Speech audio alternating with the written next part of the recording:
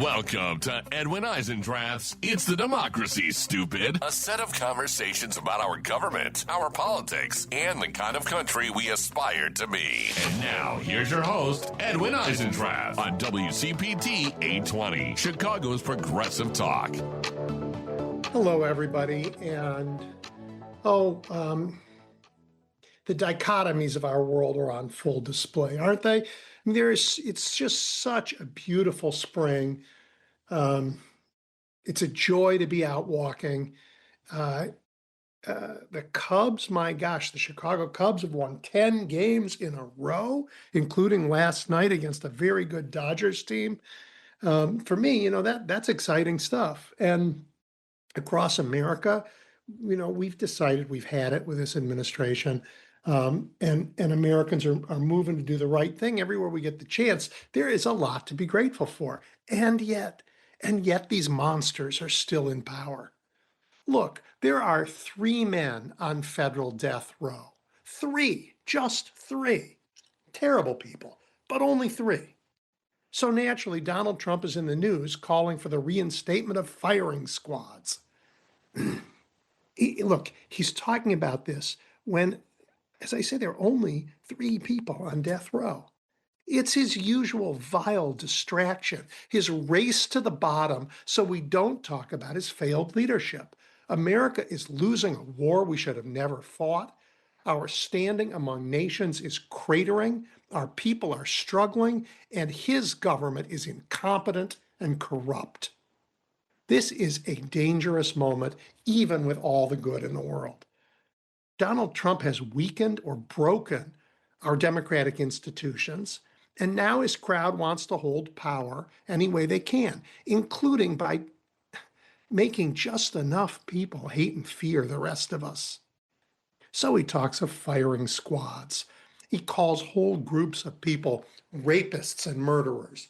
He talks about poisoning the blood of our country. My friends, this is where holocausts begin. The notion that some people are destined to rule and others to be ruled. The idea that maybe those others aren't really people at all. I'm glad he's dead. That's what Donald Trump said when he was asked about the passing of Robert Mueller. Mueller, a revered public servant whose final job was to look into Russia's attempt to interfere with the 2016 election. A long and wonderful career of public servant. And Trump's ugly remark, well, he suffered no consequences for it. But Charlie Kirk was going to hell. That's what Ellie Fisher said, a law student at Texas Tech and the founder of the NAACP chapter in that school. So the school investigated and issued a formal reprimand. And that investigation isn't a one-off. In the weeks after Kirk's assassination, the Texas Education Agency opened investigations into more than 100 school districts looking for inappropriate comments about that murdered agitator. Texas law requires every college campus in the state to erect a statue of Charlie Kirk. Kirk was an effective MAGA propagandist, making it safe for a new generation of Americans to engage in racist, homophobic, and anti-Semitic hate. The law requires the statue to be 8 feet tall. Kirk must be shown with, and I'm quoting here, an aura of destiny and posture of defiance. Please. This is Donald Trump's America. There are rulers, and then there are the ruled. And the rulers get statues, and those who object get investigated. And that's just a start. As Aaron Reed reported earlier this month, the chancellor of Texas Tech sent out a memo. It provides direction for the purging of gays. Not the purging of individuals who are gay, not yet, but gone are any discussions that allow for the possibility that everyone isn't a straight man or woman. Gone is any discussion of the movement that led to legalized gay marriage. Gay marriage itself can only be mentioned in upper-level public policy courses at Texas Tech. And only then if, and I'm quoting here, the analysis is strictly objective, legal or policy analysis and lacks advocacy for contemporary matters. Impossible. Impossible. It's a hideous memo. It doesn't belong in America. To be gay in Texas isn't yet a crime, but to acknowledge that people are gay just might be. And when a group becomes invisible in the eyes of the law, no member of that group can expect the law to protect them. This is how Holocausts begin. The Chancellor's memo covers only sexual orientation and gender identity, called SOGI identity guidelines. And sometimes SOGI content is historically intrinsic to a topic, right? Like, how do you talk about, I don't know, what happened in Stonewall without talking about this stuff? And about that, the Chancellor writes, if a syllabus or course material cover a specific historical movement, author, or event where SOGI is inextricably linked with the subject's historical significance, e.g., the Harlem Renaissance, the AIDS epidemic, Alan Turing, faculty may teach these subjects. However, the instruction must remain focused on objective literary historical analysis, not contemporary SOGI advocacy. Again, impossible. But also, it is perfectly in keeping with the hateful ideology behind all of this, that the policy calls out the Harlem Renaissance, but not, say, ancient Athens. When you start throwing people away, the target list is ever expanding. The memo, of course, is all prohibitions. You can't this, you can't that, you can't this, you can't teach that, you can't research this, you can't talk about that. But the placement of Kirk's statue is a mandate. You must do this. You must do it this way. How long in Texas before conversion therapy, now protected by our Supreme Court, is mandated for anyone accused of being gay? Because they would accuse, right? Some people would just proudly say it. This is not Texas. And look, Texas has about as many gay people as all of Wyoming, right? Wyoming gets 2 senators. If you're gay in Texas, you get your government saying you don't exist. The state's trying to make them invisible. And I bet if you're gay in Texas right now, you've thought about how to fight back. And that's going, actually, it's a beautiful thing to see, but I bet you've also thought about whether to move away. And it isn't just Texas.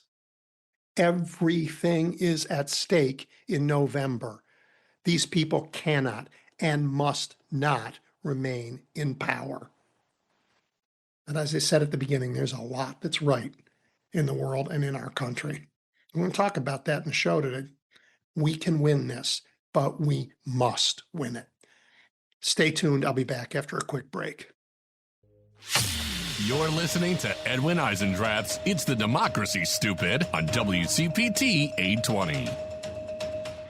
All right, so I have a real treat for you. Christopher Hale authors the fabulous Substack newsletter, Letters from Leo. It's about the first American Pope, and you know, America in this moment, I guess. As Christopher points out, it was a Polish Catholic Pope that helped free Eastern Europe from communist tyranny. And now maybe it'll be American Pope who helps us end the effort to impose tyranny here. Christopher, thank you for joining me. Edwin, I really appreciate being on the show. Thank you for having me. Could you, tell a little bit about your journey? How did you come to decide to write and to write this? It's a great question. It's been a long journey for sure. I'm 37, so I'm still kind of mid-career to some degree. I started my career in Democratic politics at 22. I started working at the White House for President Obama. My faith had been a core component of my life growing up. Less so in childhood, more so as I came to age. I'm from the South. very different world down there. Chicago is, of course, dominated by the Catholic establishment throughout the 20th century. But in a place I grew up, Catholics were in the extreme minority. Tennessee actually is where I'm from. I think the only state in the union that there's more Jews than there are Catholics, and it's not because there's a lot of Jews. There's a very small Catholic population. Ah, that's so an for me, interesting being Catholic, fact. it is. I think it's surprising to a lot of the big cities in this country. Catholicism is growing in the South, but we are an extreme minority. So, growing up, strangely enough, to be Catholic was to be to the left politically of civil society. The evangelical church is a very huge component, obviously, in the South. So the Catholics were the liberals, and we were the left-wingers to some degree. So I had always kind of associated my faith to be the guide of my politics. I call myself a heterodox Democrat. There's things with the party with which I don't agree. I think many, obviously, within the party feel that way as well. And so, but because the Democratic Party has had, I think, a modern weakness in reaching out to people of faith. At a very young age, I got to lead Catholic outreach for President Obama. Lived in Chicago for most of 2012 and ran Catholic outreach for him in 2012. And then my career has always kind of been back and forth between secular politics and religion. So I've worked as kind of a bridge in those areas. And pretty much every Democratic nominee for president, I have done Catholic outreach since. Not on payroll since 2012 doing this, but have done it in an informal capacity since. Mm-hmm. And so I started writing about when Francis was Pope. I got invited by Time magazine to be a regular columnist for about a decade or so. And so I've done that. I did that for a long time. When Leo got elected, as you know, with your incredible background in journalism, there's been a withering of religious journalists in this country. And so Newsweek and Time, ironically, competitors, they don't have a full-time religion journalist, either of them. And so they both invited me, even though I was on contract for both of them, to cover both the funeral of Pope Francis for Newsweek and then the election of Pope Leo XIV for the conclave. And so after that, I started my Substack in the summer, and it took off. And I don't think it's because of the quality of my writing. I think it's because the American people are particularly interested in this Pope from Chicago, from our own shore. And the vast majority of my readership describes themselves as secular. So there's a secular interest in this Pope, not just among religious people and not just among Catholics. That's a great story. And it's a great story. You know, Americans, we tend to think that our politics drives the church, the Catholic Church, to particular positions. The abortion debate and gay marriage, in that view, drove the church into the arms of the Republicans. And war and the cruelties of the Trump's anti-immigrant oppression now drive the church the other way. I suspect Pope Leo and the church think its views about our politics are far less twined. That I don't think they think they're motivated by what's going on here. No, and I think that it's been interesting watching Leo navigate this because he is an American Pope and because he is attempting to be the Pope of 1.4 billion Catholics around the globe, of which, just to clarify, the numbers are kind of hard to parse in the United States. We have anywhere between 50 and 75 million Catholics. It depends on how you measure what it means to be a Catholic in terms of practice of the faith. But we're a very small slice of the global church, and he's been careful to try not to make himself seen as simply commenting. He doesn't want to be a pundit of American politics, but because he is from the United States, because he's the first pope in 700 years to be a native English speaker, he's obviously consumed quite heavily. And what I have seen of it is it's when Leo says something and we get the written statement of it, it doesn't really go far. But when the man in the white cassock comes out and speaks to cameras in English, that's the moment it changes. When he comes out and says something in English, it reverberates across the internet, and it becomes profound. And I'll just give you a small example that maybe I think it's just now kind of coming into play today. Last night, your Illinois, there was a conference at the Paul for the 15th anniversary of the abolition of the death penalty. And Leo the 14th sent a video message, celebrating the cause, the initiative. The Catholic Church opposes the death penalty. But it happened the same day that Donald Trump's administration brought back firing squads for the first time since the 19th century.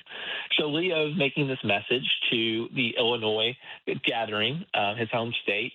He actually, funnily enough, a FOIA request over the summer came in, and we saw that actually Pope Leo, then Father Robert Prevost, wrote Governor Quinn thanking him for overturning the death penalty when this happened in 2011. So he felt personally connected to it. But because of what's going on in the United States, immediately, of course, it becomes a big deal.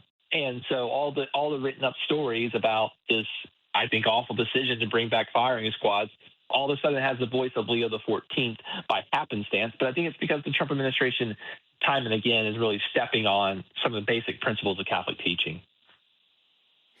Yeah. I don't think their clash is about politics at all.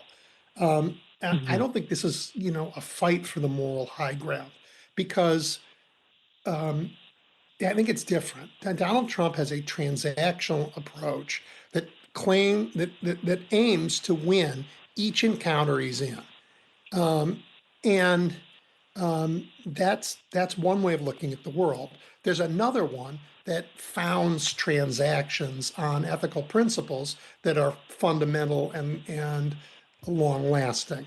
And they aren't differences in quality, they're differences in kind. So I think that this tension that you're seeing between a pope and this particular president is a battle over, or really an existential argument over how humans will live together, whether there is such a thing as a moral code, or whether there's just can I win this day? Yes, and I think you're right to name this, and I think as you alluded to, I think it really confounds President Trump. You have this situation; he likes mano a mano, hand-to-hand combat, and he has in Leo a figure that he can't quite touch, and I think that is quite frustrating to him. For several weeks, I watched this very closely. I'm one of the few people who watch his press gaggles, but Trump, to his credit, does do press gaggles every day. And so for about probably since about the early March until this latest spat, he was asked consistently about Pope Leo XIV's view. He was calling for a ceasefire in Iran. And Donald Trump definitely would never engage Leo's name. He didn't do it. I thought it was actually smart and surprisingly poised and reserved for him. I didn't think it was a good fight to get himself into. And then what happens is on Sunday, about a week ago Sunday, the Masters tournament was concluding. We know President Trump loves golf. At the end of the Masters on CBS, the next show is, of course, 60 Minutes. And the first segment that night is three top cardinals close to Pope Leo of the United States speaking out against President Trump on three issues: on immigration. One is from here. What's that? Yes, yeah, exactly. One is from Cardinal Chicago. Cupich. Yep. Absolutely, a kingmaker, a very close ally of Leo, and they have this conversation, and that's what takes Trump over the edge. And he has that Sunday night massacre tweet of sorts. But what you see is Leo never directly engages the president. And so I think that's frustrating to Trump, because he really is having a one-sided fight. In Christian theology, I think in the gospel where Jesus talks about turning the other cheek. That gospel story is often mischaracterized as being submissive. But really what Jesus is talking about is being subversive, not engaging in a fight just to engage in the fight, to be subversive and creative in how one engages. And I think that's actually what Leo is doing. He's winning the battle, if you will, by not engaging, because as you say rightly, his values are eternal. He is looking to the gospel. He's looking to the first principles of the Christian faith, and he's articulating those. Donald Trump just happens to be time and again espousing those principles. And so I think this is not a fight from Leo's perspective. I think he's just standing up for what he would call the truth, the gospel truth. And but it creates good fodder. It creates good conversation, and I see it time and again. Yeah, I mean, look, I am Jewish. I'm not Catholic. I married one, but I'm Jewish. The Torah I read stands firmly with the Pope in this. I'm not even sure it's a fight. He's telling all of us that there is something greater than ourselves. That there is a call, and this thing you can call holy or noble or ethical purpose, and that it's not too difficult to attain, and that it's actually beneficial for us all. And that's what he's saying. And he's saying it in the context of the death penalty, in the context of war, in the context of how we treat migrants and other human beings. And he's just posing that idea there and holding to it. And that's what he's doing. And on the other side, you have wait a minute, I have all this power. Why can't I just use the power to force the world into the way I think it should be? And they're antithetical. They cannot exist in the same society. And that's why this has become such a watched fight, if you will. And I think the fascinating thing about it is it's become so abundantly clear that Donald Trump does not understand religion or Christianity in particular in this case, because I think he imagines that, as you said, a transactional temporal relationship. I think he thought he could punch a 5'7" priest in the face, if you will, and win. But that's not how this was working. And so I think he's been confounded by this. He has someone that he cannot touch. And it is kind of a fascinating situation. You have a pope who cannot be impeached. He cannot be terrorist upon. He cannot be deported. He can't be indicted.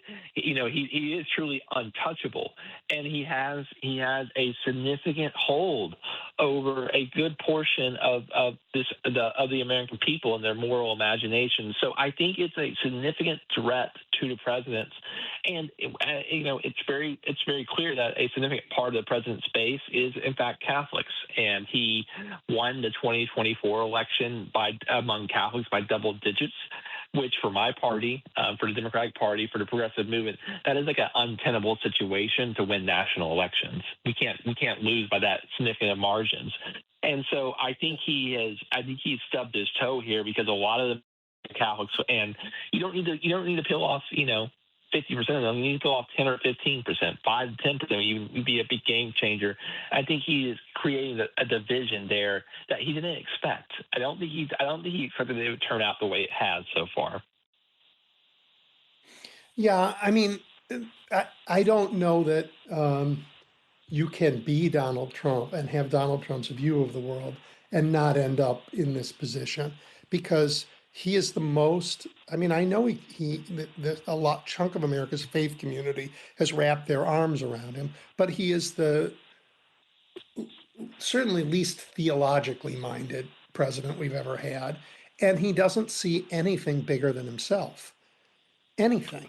And I mean, even those in the evangelical movement who have wrapped their arms around him, they don't say he's what he isn't. They say, oh, well, God sent us a failed man to carry out his mission. But they know he's a failed man.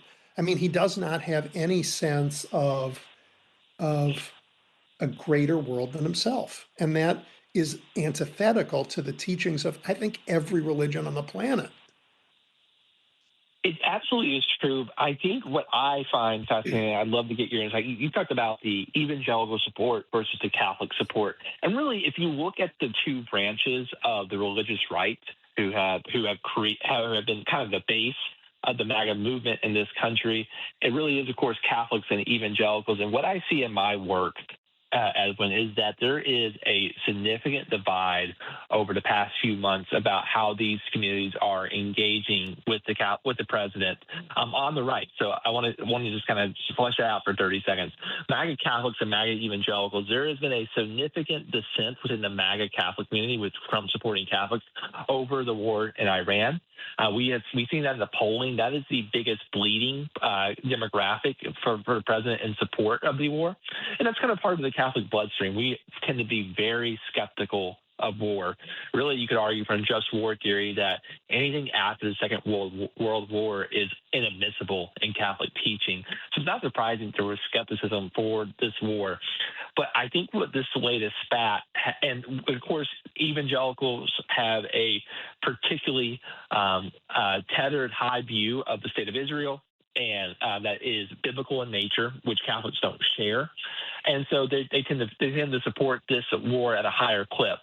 But I think that what this latest spat has done is actually increase those divisions that started with the Iran war. Remember, there were two tweets that Sunday night.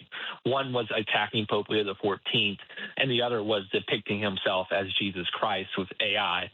And he deleted that second tweet, but he didn't delete the first tweet. And Catholic leaders called for President Trump to delete the tweet attacking Pope Leo XIV. Evangelical leaders called for him to delete the tweet depicting himself as Jesus Christ. And only evangelicals got their wish.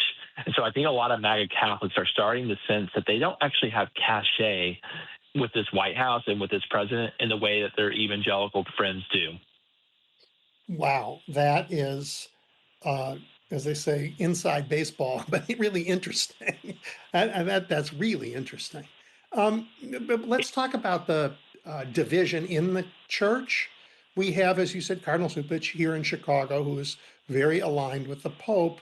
But you also have cardinals like Robert Barron in Boston, Bishop Barron, who very different, very, very different.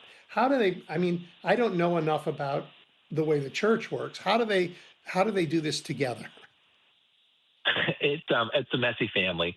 And Catholicism, we believe in unity, but not uniformity. And that's clearly being played out here. Look, Bishop Barron sound like is Democrats. Yes. The Democrats have learned a lot from the Catholic Church, But yes, I think that what you're seeing is Bishop Robert Barron, and we'll just talk very briefly about him. He also is a Chicago native as well. He has this famous ministry called Word on Fire, which is a ministry that tries to express Catholic teachings and tries to do, in short, evangelization to grow the Catholic faith.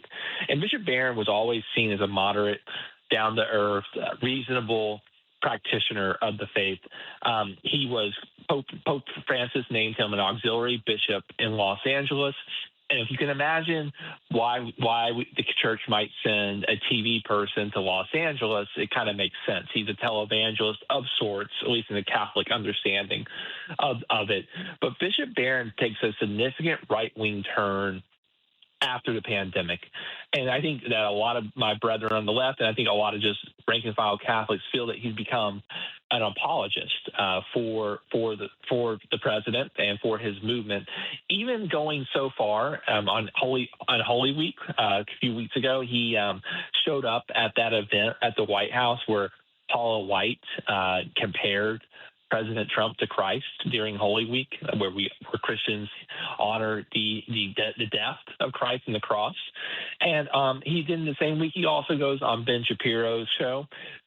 It basically suggests he tries to rewrite Pope Leo XIV's explicit critique of the Iran war and more or less give a version of it that is more tolerable to the right wing, saying, well, he's against unjust wars. We're not sure if this war is unjust. Basically, he was throwing mud into the situation. He does have a significant play in this country and does have a significant stranglehold over conservative Catholics in this country. But I would say this. I think that his influence pales to the influence that Leo has nationwide. And I think this combination of Leo and these top cardinals that we've mentioned, Cupich being included, really do have more of a staying power than Bishop Robert Barron. Bishop Barron is now the bishop of Winona. I don't know if you've ever been up there. Winona, Rochester, Minnesota, a very small diocese, and it's very remarkable. I don't know how he actually has time to shepherd that diocese. He spends most of his time on an airplane.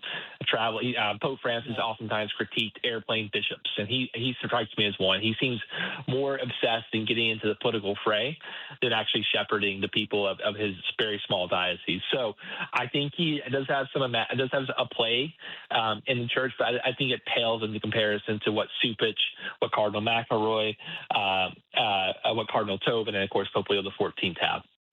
Well, yeah, and as you said, Pope Leo is a Chicagoan. He speaks English as his first language. He understands this country, and this country understands him in a way that there's a relationship that there hasn't been between Americans, and not just Catholics, but Americans and the head of the Catholic Church in ways that there has not been ever. So it's interesting. Absolutely, really interesting. Absolutely. Well, I think that what's a lot of people I see as a lot have said, I've never heard a pope speak in this way, like in prophetic social justice way. A lot of insider baseballs, like Catholics, are like, well, Pope Francis spoke this way, like I would say even more aggressively for 13 years, but he didn't do it in English. And Right. So I think you're absolutely right. I think that his actually superpower is speaking English. I see it time and again, but I think that a lot of people are hearing him in a way that they did not hear Francis, even though Francis spoke eloquently and consistently and prophetically for 12 years. So it definitely strikes me as he is making an impact that his predecessors were unable to. Yeah, it's very, very interesting. All right, you have focused on things other than Pope Leo. You wrote Sure. a piece about our longstanding espionage relationship with the Church. The U.S. and the Holy See have a longstanding cooperation in spycraft, but that lately it has turned from a cooperation to a targeting of the papacy. Can you talk a little about that? Yes, there's an independent reporter named Ken Klippenstein who he worked for The Intercept for several years before leaving, about 2 years ago. He's considered one of the top spy reporters, national security reporters in the country. And Ken noticed that there was basically a job posting a couple of weeks ago that was asking for folks who had significant experience reading Italian and also have experience in reading Latin. And so he thought, well, that's a very strange 1-2 combo. What are they looking for? And so he did some research and started digging, talking to his national security sources. And yes, there's been this historic relationship. They were cooperative.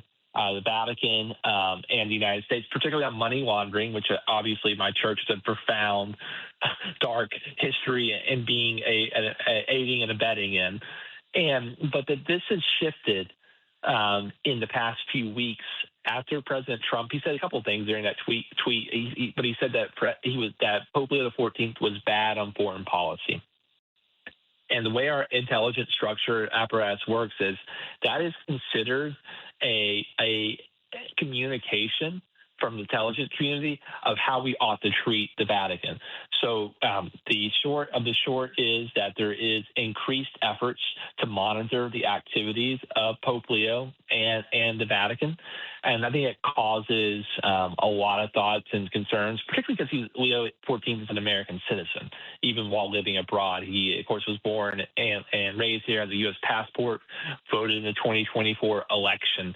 But it strikes me as the details of it withstanding, there's been a lot of stuff that President Trump and his administration have done that can be seen as targeting Catholics in a negative way. And to use the phrase that explicitly, anti-Catholicism. And I think stories like this only pardon that sentiment. I think there's a lot of folks in this country who are even nominally Catholic.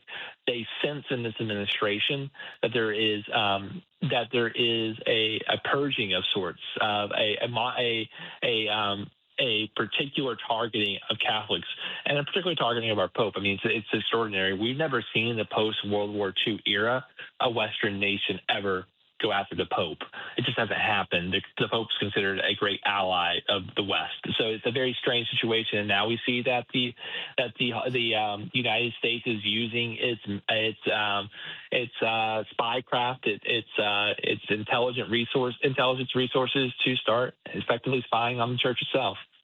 Yeah, I can't square J.D. Vance's jumping up and down and waving his arms about our great Western culture and how we have to protect it with let's go let's undermine the Catholic Church.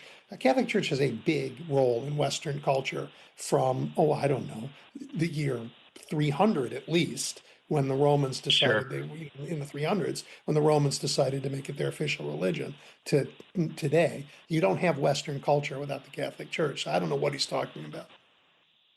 Yeah, I mean, it's impossible to square. And I think that's actually one of the things that we will see, and I find I'll find fascinating as we go into 28 with J.D. Vance presumably running for president. We talked about that evangelical Catholic divide in the MAGA movement, and I think that J.D. Vance is going to have to somehow figure out how to bridge that divide for himself to win the nomination. Donald Trump did so by, in some ways, being very irreligious, and his agnosticism, atheistic ways of proceeding probably served him well there. But J.D. Vance's Catholicism actually hurts him with evangelicals. And when J.D. Vance tries to walk back some of that Catholicism, so this is important. Like when he describes himself on his Twitter bio and he presents his official biography, he calls himself a Christian, which of course he is. But as Catholics, we hear that and we find it fascinating that he doesn't call himself a Catholic. And then he has this book coming about his conversion to Catholicism. It's called Communion. On the front page of it is a Methodist church in Virginia. And we Catholics know what our churches look like. We can kind of see that this is this is not where we go to Mass on Sunday. Wait. Is that on purpose or an accident? That sounds crazy to me. So there's a fight about this. So people say that, that the writer does not pick his cover of his book. I imagine that HarperCollins let the Vice President of the United States pick the cover of his book, or at least approve it. But yes, he has a Methodist church on the front page of a book about converting to Catholicism. If it is purpose, I'm sorry for laughing, but they are so ridiculous. Yeah, I mean, and I think that it is ridiculous, but it shows you how fragile the coalition is. You have you can't pick a side of sorts because there's contention, and I think that J.D. Vance has been trying for the past few months. Even you see how he waffles on the question of the Israel-Gaza war, and now the war in Iran privately. According to the New York Times, lobbying against the war, but publicly supporting it. I think that a lot of that play is about keeping that very fragile coalition together. Look, I've always said that Donald Trump's superpower is that in his party there are MAGA evangelicals and OnlyFans porn stars, and they all get along. But he is the one who can keep that coalition together. I'm very skeptical that J.D. Vance can do that. And I think that if he cannot unify MAGA evangelicals and MAGA Catholics, he will not win his party's nomination. Yeah, nobody wins any nomination by trying to be less of themselves to be more of what everybody else wants. We want people to be themselves, and every group in America understands that that's not 100%, what any one of us believes, but hopefully enough. But you really want somebody to be authentic, and J.D. Vance is not, certainly doesn't fit the role. You wrote about something, speaking of inauthentic and awful, you also launched a series. It's just so unpleasant. It's hard even to talk about the way Jeffrey Epstein and Steve Bannon worked together to undermine Pope Francis. And it struck me as fantastical I mean, a spy novel, fantastical, but also as so pathetically in Steve Bannon's character, and maybe Jeffrey Epstein's. The jury's out on what he thought he would gain out of this. But talk a little about that. That was fascinating. Yeah, I think it was one of the parts of the emails that we just did not see coming in any capacity. But one of the things I'll note first and foremost is in the emails you can see, obviously, You're when talking someone about the buys a released book. emails from the Epstein files, right? That's correct. So there was two Okay. series of emails, I believe, and the more shocking one was at the end of January. And so we were able to see the books that Epstein ordered, like he ordered books on his Kindle from Amazon. And so he had a disproportionate amount of books about the Vatican. Jeffrey Epstein was obsessed with power, as we know. And so it kind of makes sense that he was obsessed with the power of the Vatican. And so he forms this heavy digest of reading about thrillers about the Vatican Bank, scandals, et cetera. So he very clearly is obsessed with the Vatican. And I think that what he saw in Steve Bannon was Bannon in 2017 and 2018, after Donald Trump fires him as I think they called him the chief strategist for the Trump White House. He immediately sets himself on basically getting rid of what he called the deep state of the Catholic Church, and he tries to create a monastery to train people in Catholic classical education in Italy, and attempts to basically create like a little. It's almost like what Bari Weiss is doing at the University of Austin, which is an alternative education a center, and he was trying to do it to get people to train for what he called warfare within the Catholic Church, and what he said that Jeffrey Epstein was to take down to take down Pope Francis. It seems that Epstein loved that conversation. Now, look, I don't think Bannon could draw. I don't think Bannon. Number one, his monastery was declined. The Italian authorities wouldn't let him buy it. Wouldn't let him set it up.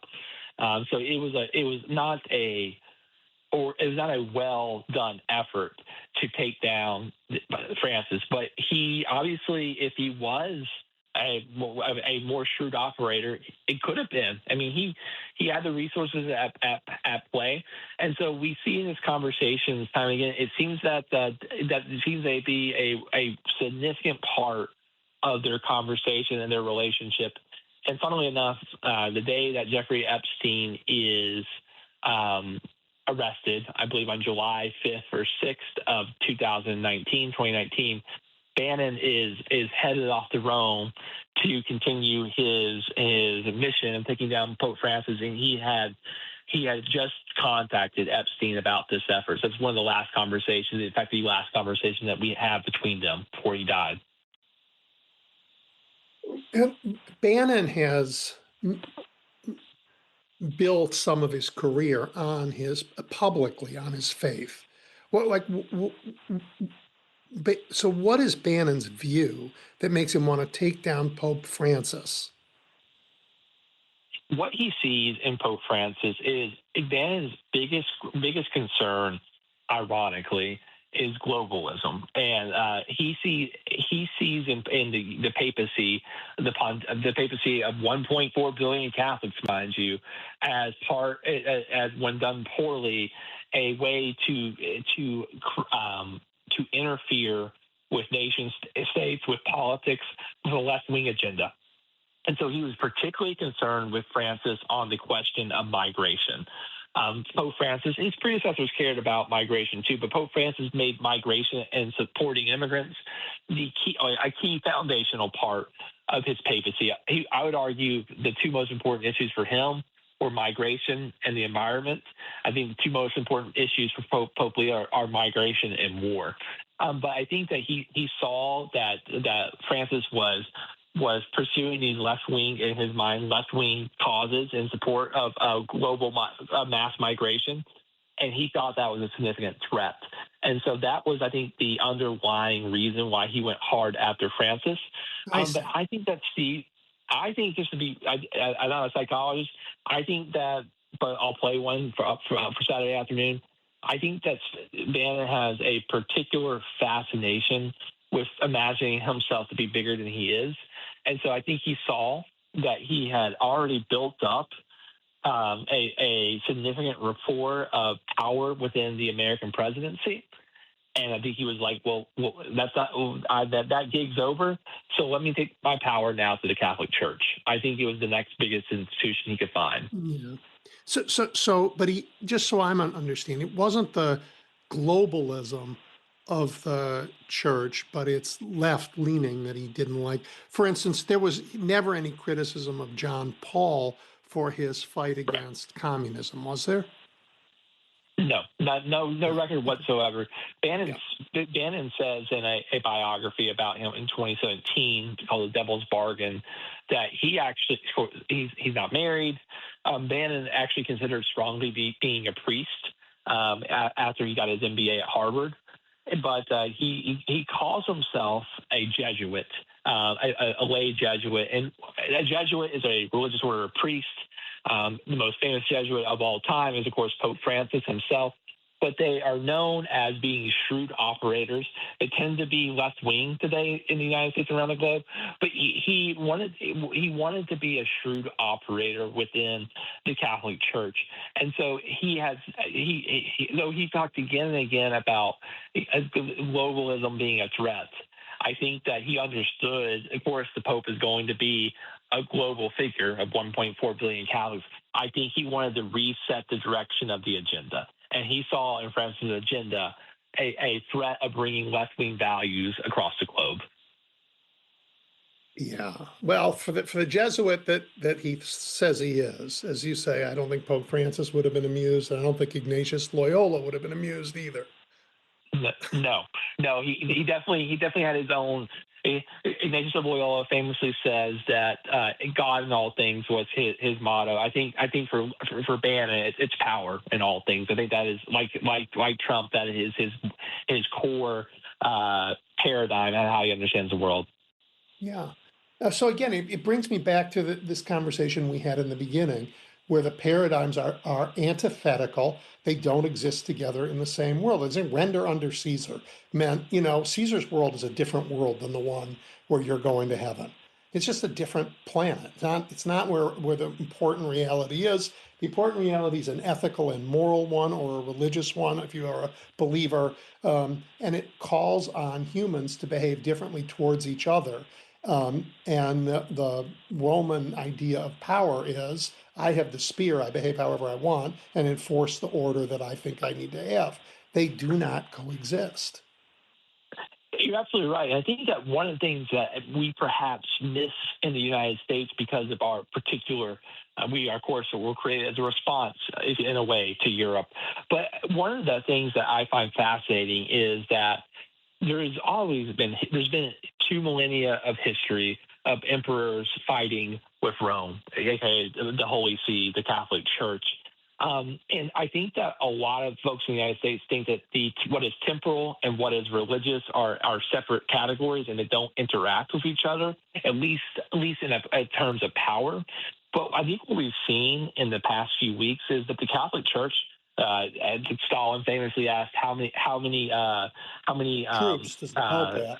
Troops does the Pope have? He has a lot. They don't have weapons. They don't have brute force, but they have a significant moral force. And I think that the soft power of the Catholic Church is actually quite hard and quite impervious. And so we had seen that this tradition, which is 2 millennia old, it survived its multitude of errors and shortcomings and dealt with tyrants throughout history, is really prepared for this moment. I do think that there is a lasting power of the Catholic Church, even though the fact that a lot of this stuff is being led by Catholics in the United States. I think the Church itself is really well prepared to fight back against MAGA authoritarianism in this moment, because in some ways we learned that emperors do not usually do well against Rome. Let me ask you about the rest of the church in the world, if you know that. Sure. The cardinals who aren't from the United States, right? But the ones who were part of electing this first American Pope, They now see they elected the first American Pope, and he's in, at least as far as the Americans are concerned, in a bit of a spat with the American president. Do they look at that and they go, we made the right decision? Or do they look at that and they go, oh my gosh, dude, well, what have we done? I think that the view, so the Catholic Church in the United States tends to be much more conservative than the church globally.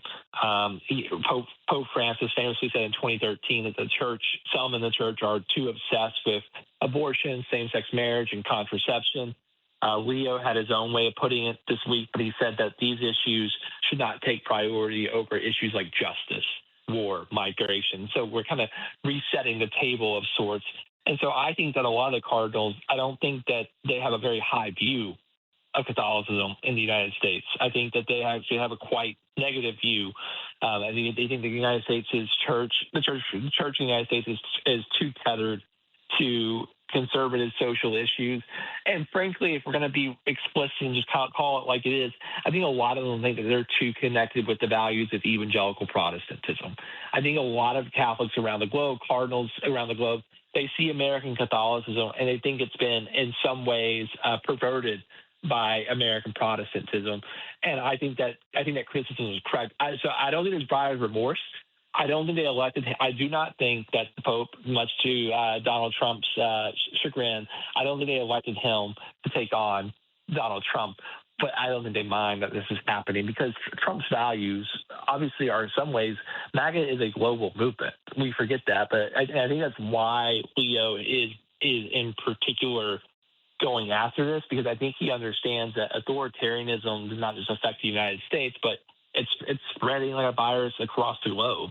And so I think he's doing this not just to better the United States, but to better the globe. Just as much as John Paul II was not trying to defeat European Soviet-style communism just for the European Union. It's not just for the Soviet Union and just for Europe. He viewed it as a global and benefits effort. And I think that Leo used it the same with authoritarianism.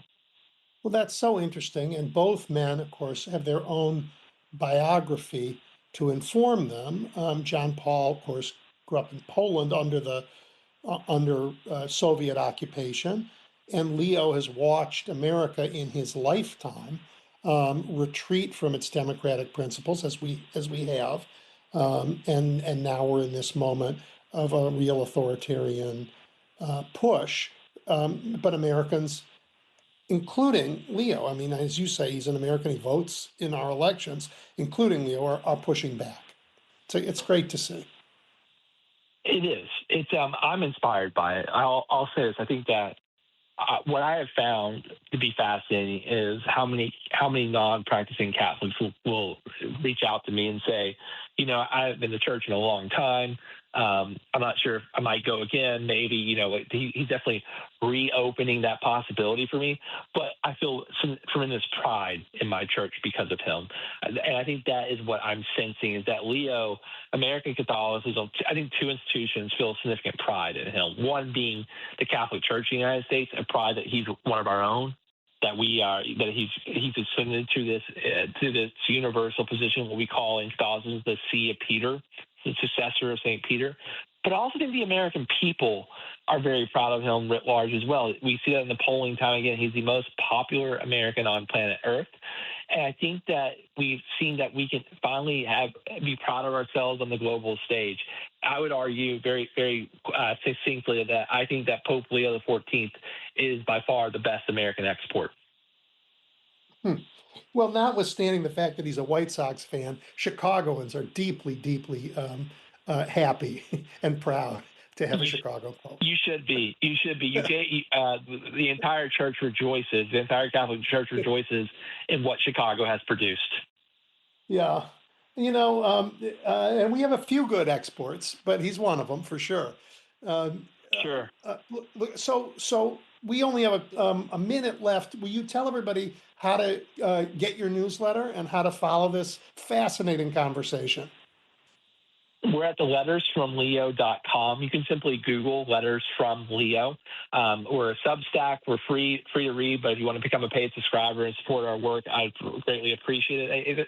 We're a place for people, Catholics and people, non-Catholics, non-religious people, anyone of goodwill who want to see a viable, powerful, anti-authoritarian movement of religious people in the United States, of Catholics in the United States, of Christians in the United States, to stand up in this moment.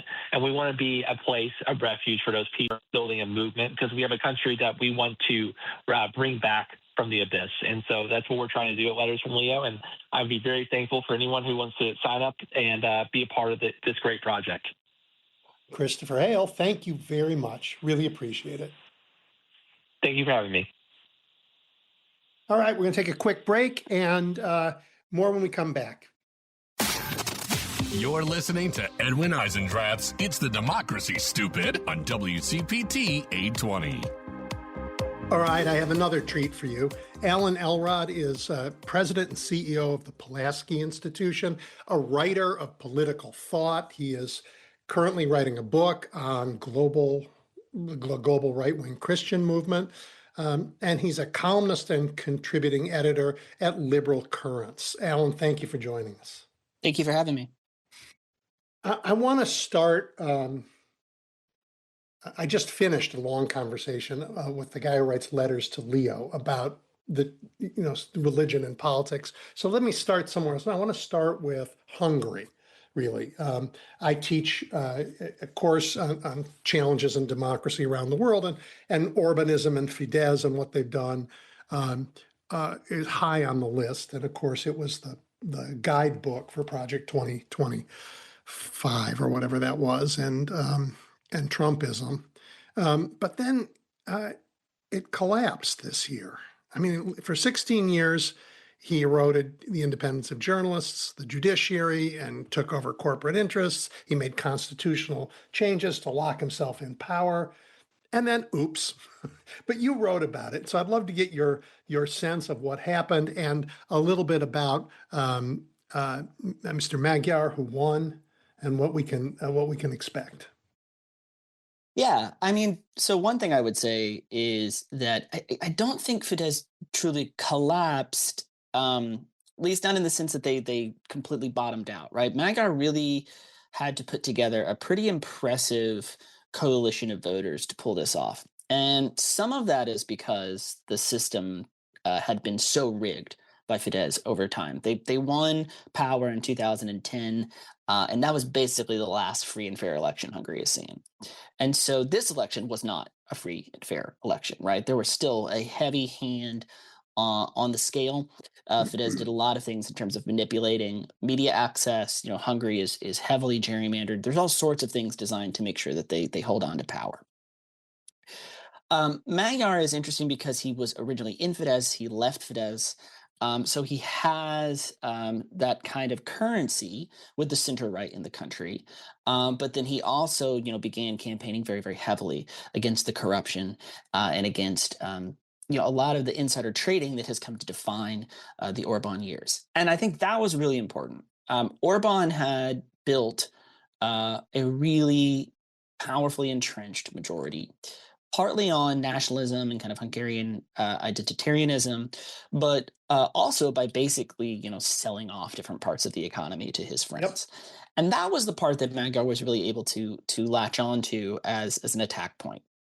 And I think what makes this moment important is it shows that not that Hungary was a democracy, right? The idea that somehow Orban's loss means that actually all this time Hungary wasn't, a competitive authoritarian state. What it means is you can still find ways to beat this stuff if you're not too far down the road. And Magyar managed to put together the campaign that was able to do that. Mm-hmm. And as you say, corruption was one of the leading factors. And now the Hungarians know they were paying for American political activity here in this country with their tax dollars. That cannot possibly make them happy. No, I mean, you see this, some of it's just so frivolous, right? The CPAC and some of these other kind of like think tank places that Orban had set up, Magyar's already gone on. Hungarian state television basically said, we're going to shut this down, right? Not because he wants to control media himself, but because he's like, we need a free media system and we need to just sort of create the conditions again to let the sort of unbiased institutions of liberal democracy regrow out of the soil, because what they have right now is basically just a giant system of kickbacks and cronyism. Magyar got to go on television after winning, and it was the first time he'd been invited on, right, since leaving the party, right? They kind of the host at that time feigned, right? Oh, we did invite you, actually. We said you could come on, and he said, like, no, don't lie, right? Like, this is going to go away now, right? This little thing, this kind of largesse of media and industry and finance and sort of insidery academia that all just basically suckle at the teat of government, that's going to go away now. And I think that's what's really crucial, is he's not really made a lot of concrete policy promises in his campaign. What he really promised was he was going to bring back the sort of basic ground conditions of liberal democracy. So, but let me take that as a caution and a warning. Having demonstrated through an election that was not completely free and fair that there's a huge popular sentiment for change, and he's going to be the guy to lead it, and that happened without incident, which is remarkable. They do not have full democratic governance there just because they had an election and just because somebody else is there. They have an enormous road ahead of them to rebuild the independence of their judiciary, to rebuild the independence of their media, to make their business community focus on the businesses as opposed to the kickbacks, and to change the laws around voting in elections that Fidesz and Orban had corrupted in the last decade. Yeah, I think that's important. He's going to have to do some things that look undemocratic in order to bring democracy back, because he's just going to have to gut entire institutions. I mean, when he went on TV and said to that host, your job is gone. Under other circumstances, that would be an authoritarian thing to do. But what he's actually saying is, right, what he's actually saying is, we have to get rid of this whole system. This has got to go. And luckily, they won the 2/3 majority they need in the Hungarian parliament to get that done. They need that 2/3 supermajority to make constitutional changes. And so the real question when we were going into this election wasn't whether Magyar was going to win. I think people were feeling pretty good about that. The question was whether he was going to get this supermajority that he needs to actually implement all the changes. And he has it now. So, we'll see. I think he seems pretty committed to this. The idea that Hungary needs to be a team player in Europe, and then it needs to go back to being a liberal democracy. And that also includes things like support for Ukraine.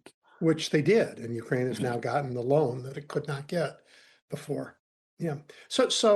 But Donald Trump and J.D. Vance campaigned for Orban. They wrapped their arms around him just days before the election.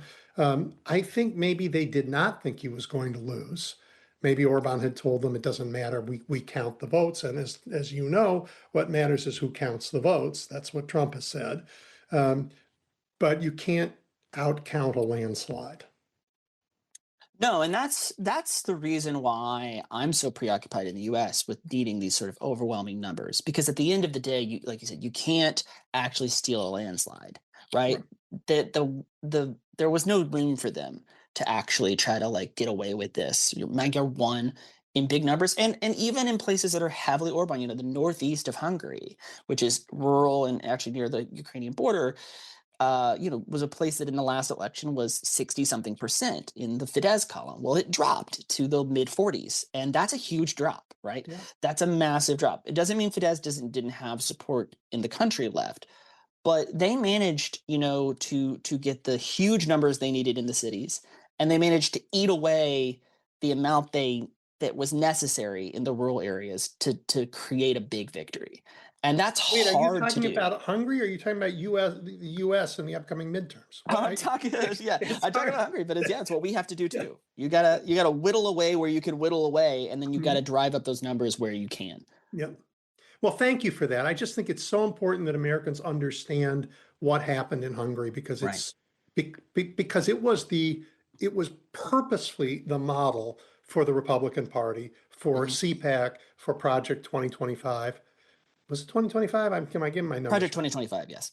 Yeah, and we are living with it. We may be able to live we may be able to copy the defeat of it as well. So. Yes, and I think, the real thing to commend the Hungarian people and their politicians is, there was an interview with the deputy parliamentary leader for the Socialist Bloc that night, from France 24.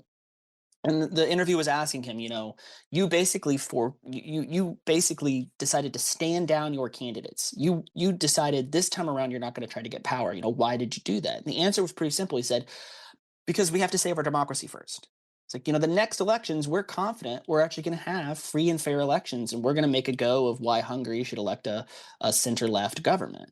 But right now, the goal is actually to beat the authoritarians. And that is a really easy thing to imagine in politics and a much harder thing to get people to actually do. So the Hungarian people and their parties deserve a huge amount of credit for what they've done.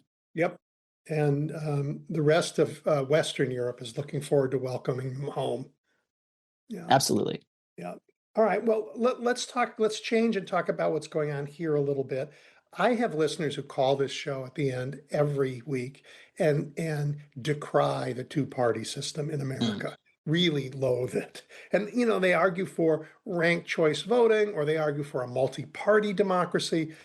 There's background I've never gone into on the show about why in our country and through our history, we have done more to discourage political parties than basically anybody ever. But I wonder if you have some thoughts, if you want to weigh in on political parties in America, the system that we have, and the affordances that we have. Well, one of my first thoughts is there are structural changes we can make. The American system, by having a first past the post system, right, meaning that the candidate that just gets the most votes, not necessarily the majority rate, wins, and by having the Electoral College, and by having single member congressional districts, that tends towards a two-party system. But there are things we can do, open primaries where all the candidates kind of run in the same primary, and you have ranked choice voting, which really encourages people to not just sort of do the thing that happens in a lot of American primaries where they all run to one side of the party for the primary and then they run to the middle for the general election. And people often, changes feel the like, idea of what your base is. Right. It can feel very cynical when candidates are doing that. And so I think it creates a sense of people can really make a play for the constituency they think that exists and that they want kind of from the beginning. What I would also say, though, is I would encourage Americans to understand that while we have two parties, we still have coalitional politics. There are coalitions inside the parties. There are groups inside the parties that compete for power and to nominate their candidates. And so, showing up for something like a primary is an important part of participating in that coalitional politics. If you are really invested in a particular part of the Democratic Party being more prominent, that's not going to happen if you don't sort of fight and contest in the primaries. So our parties traditionally have been the big umbrellas in which the coalitions happen, rather than having lots of smaller parties, right, where they have to sort of make deals and alliances between each other. So I would encourage Americans to understand, yes, we only have two parties.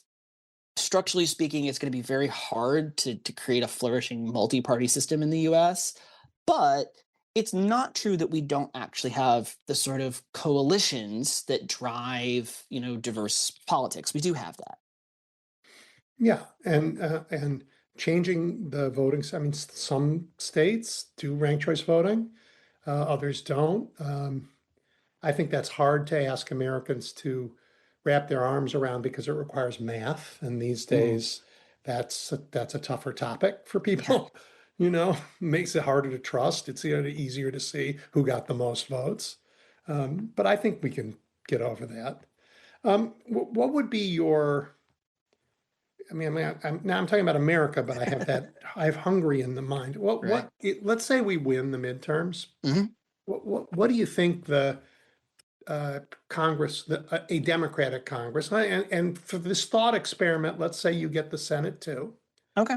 What would, there are those who say, like, impeach and throw them out tomorrow. And there are those who say, for God's sake, deal with the wealth gap and help people make it through the day. And there are not that many people who say walk and chew gum.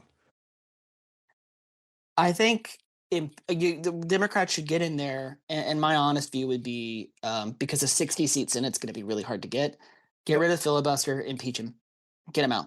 He's got to go. We cannot move forward as a country with a man who is willing to, send out essentially tweets that say he's going to wipe out a civilization. We can't do it. Or with any of the other things he's doing. He has to go. There has to be a project. Like the idea that actually, back in 2017, 2018, impeaching Trump might have actually been more of a one act sort of restorative thing. This is the beginning of a long process of restoring democracy, but he's got to go. We cannot possibly move forward as a country and have the debates that we need to have about spending, about energy, about affordability before we get rid of the tyrants that are trying to, frankly, completely dismantle the republic. Well, you said that in plural, so I'm wondering who else you think has to go. I think, a huge chunk of this cabinet. I mean, and I'm of the belief that when if the Democrats successfully take, Congress and then 2 years later successfully take the White House, that this time around there has to be a willingness to aggressively pursue wrongdoing. There's corruption, right? So there's people who frankly need to be investigated and prosecuted on corruption grounds in terms of finance and kickbacks and abuse of office. And then there's also sort of more abstract but grievous stuff in terms of attacks on our constitutional order, and that has to be prosecuted as well. We've got to send people to jail. I think we have failed. I mean, for me, the failure after the 2008 collapse to send a banker to jail, right? It's in keeping with the failure to hold the Epstein class accountable, and now the Trump class accountable. Right. Americans just won't have faith in our government until we hold powerful people to account.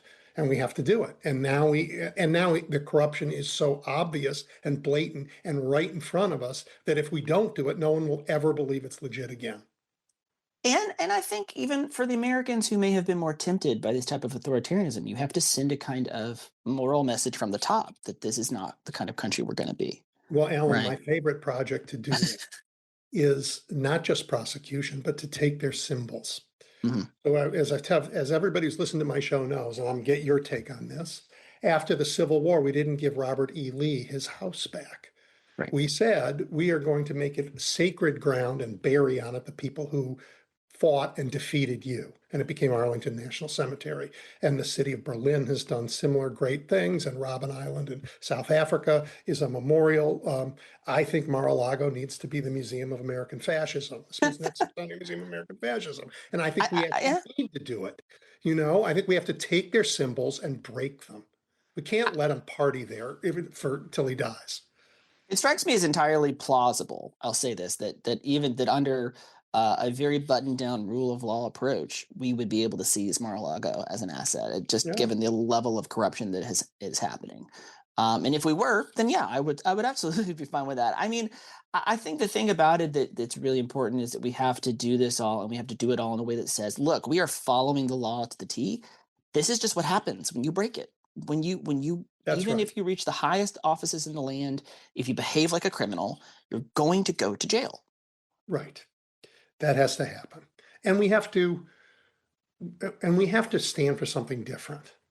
And not just by holding the individuals by holding ourselves and our government accountable for how we treat each other, how we conceive of the society that we are, and how we conceive of governing in a democracy. And that means that we have to do some hard things. Yeah, I think, similar to what I was saying about, Magyar going on TV and saying to that host, like, your job is over.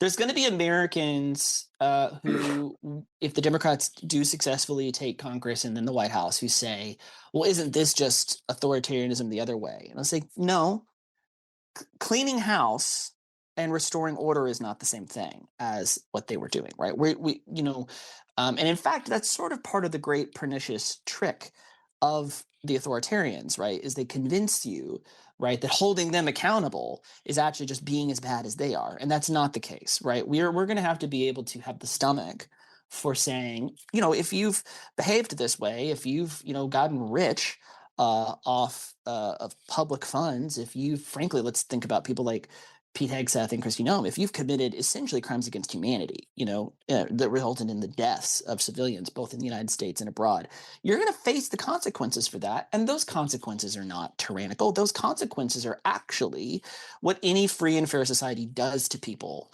who engage in those kinds of activities. And it doesn't matter if they engaged in them as the Secretary of Defense, they still have to face the consequences. Yeah. Look, I'm an old Chicagoan. We don't bring knives to a gunfight, and the Democratic Party has figured that out finally. When the president said to his friend Greg Abbott, screw around with the election, find ways to steal it. And the rest of the country said, we don't believe in gerrymandering, but you know what? We'll do it temporarily if you do it in order to have a chance to pass what we could not pass because of Kristen Sinema and Joe Manchin and all of the Republican Party last time, laws that make it illegal. Right. And we've seen, I think, a similar kind of reaction that will come later in this process, right? Where we saw sort of anti-Trump editorials saying, oh, don't freak out, the Texas thing is overblown. And then Virginia goes and gerrymanders as a response. And it's, well, Virginia is throwing America into a democratic crisis. That's it's the like, Wall no, Street Journal. that's that's the Wall Street Journal. Wall It's Street ridiculous. Yeah. And it's ridiculous. It's absurd. It is.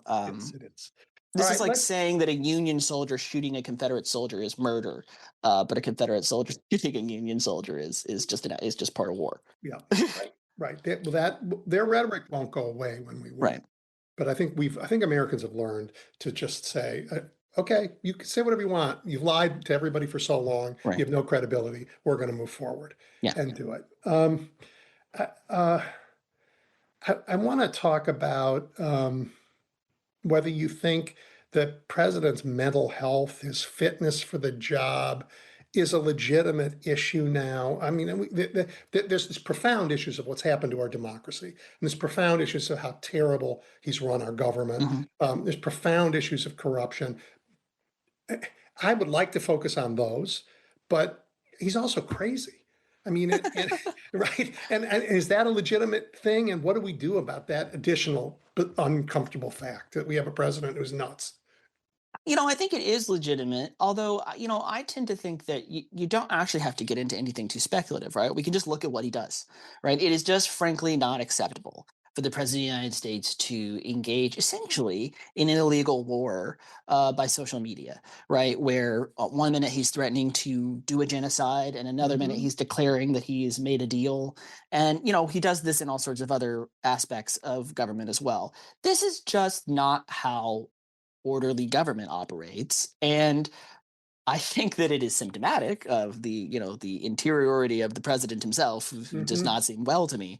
But, I think you could make a 25th Amendment case even without any kind of psychological diagnosis and just say it's very clear that the president is whether it is because he is unwilling or he is incapable, who can say?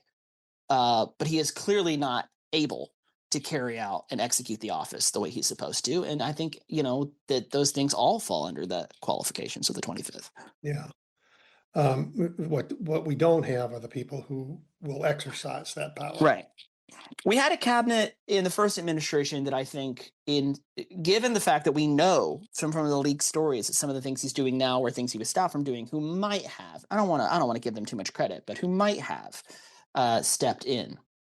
He clearly made the very intentional choice to surround himself with people who would in no way ever step in to impede him this time around. So when I asked you before, and when you were being plural about the people who had to go, and you talked about cabinet, his cabinet got there because of the complete acquiescence of the Republicans in the United States Senate. I mean, I think of Joni Ernst, who made a career fighting for women in the military and then voted for Pete Hegseth and is so embarrassed she won't run for office again. There has to be some accountability, and I suspect many, like Speaker Johnson, will get reelected. But Speaker Johnson is an insurrectionist. Right. who has done enormous damage to America. And there may be ways to hold him accountable too. I don't know. So I think, obviously, first and foremost, I want investigations. But the other form of accountability, I think, is to just genuinely not let this go. There's going to be people in 5 years who say it's time to let it go. There's going to be people in 10 years who say it's time to let it go. I will never let it go with these people so long as they are in public life at all. I think So you have to treat them yeah, like people who smoke cigarettes on airplanes. exactly. So it Right? has to be 20 years from now, it has to be Mike Johnson, the insurrectionist. That has to be the thing we say about him. We have to absolutely, unless someone actually comes and begs forgiveness and, genuinely says, mea Mhm. culpa and owns up and takes some responsibility, then there can't be anything other than that. I think that's kind of similar to the post-Civil War era. We really cannot just welcome these people back into any form of democratic life with open arms. Some of them may still get elected to the Senate because there's going to be constituencies who do it, or to the House. But our mentality has to be, which I think that a lot of legacy media will very much resist, but our mentality has to be, 20, 25 years from now, that we still say that the defining trait of these people is that they enabled the authoritarian assault on our country. Yes, so we can't let them whitewash it and put statues up to their heroes. Right. I note in Texas, it is law that Oh, you yeah. have to have a Charlie Kirk statue in every college campus. Yeah, That's we're going to tear those down. disgusting. Yeah, Hmm? we're gonna tear, but we're gonna. I think we should take down the Kirk Morals, but more importantly, we should take down the Trump ones. When we take power, Donald Trump's name comes off of things. Whatever has been enshrined in some way as a memorial to Trump, whether it's a statue or whether Yeah, it's just sticking his name on a building, got to come down. It's got gotta to come go. down. Well, Every single bit of it. Alan, look, if he succeeds in building his triumphal arch, I say we take care of America's budget debt by charging $10 and giving a sledgehammer, and we will take Mm. $10 from everybody to get one hit until the thing's gone, and we will we'll take care of our national debt because everyone will want to tear the thing down. So it'll be like a giant national sort of like disco is dead party, but for an arch. Right? All right. Yeah. Okay. Yeah. Alan, tell people how they find your writing. It's interesting. It's thoughtful, Thank you. and you have a book coming out. I do. My writing is primarily at Liberal Currents. I write there usually weekly. I have a column there, and I'm also a contributing editor. I've written for other places like The Bulwark and Foreign Policy and MS Now. Mhm. My book is currently under contract with Broadleaf. It's going to be about Christian extremism around mainly the West, and that's if everything goes as planned, expected in 2028. People can find me on Blue Sky. I'm at aslrod. bsky.social. I'm on Instagram at aslrod, and I'd be happy to connect with people however they want. Great. Well, thank you for joining us today. Thank you for having me. Bye. Bye. Welcome back to Edwin Eisendrath's It's the Democracy, Stupid on WCPT 820. All right, everybody. I'm joined again by Daniel McCaney. He is fabulous. He founded and runs as editor-in-chief Bolts Magazine, which we've talked about before. It's a digital magazine that gets under the hood and explains how power and politics work from the ground up. It is fabulous, and he did the country a huge favor recently, and we're going to talk about that by delving into all of the Supreme Court races, the state Supreme Court races that are open in every state. So, Daniel, welcome back. It's great to be back. Thanks for having me. I guess let's start there with this fabulous piece. Why did you do it, and what were some of the things that most stand out for you?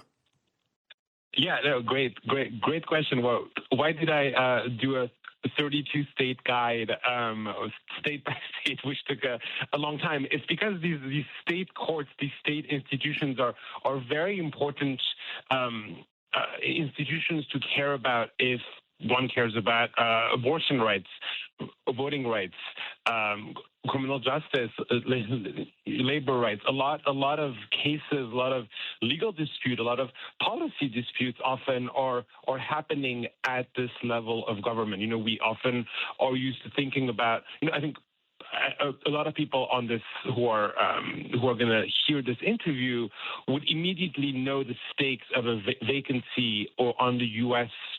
federal Supreme Court. If Trump had to nominate a new justice tomorrow, we would all understand the stakes. But it's very hard to have that same understanding at the state level. If there was a state justice tomorrow who announced he was going to leave the California Supreme Court or the New York Supreme Court or the Florida Supreme Court, I think almost everyone would have trouble understanding why that matters, what the stakes are, what the court does. And that's, in a way, even more important to understand because in most states, there are elections for the state Supreme Court. Now, we can debate whether that's a good or bad idea, but the reality is that the elections are here and they're here to stay. And so understanding what's on the ballot and why it's important is so crucial.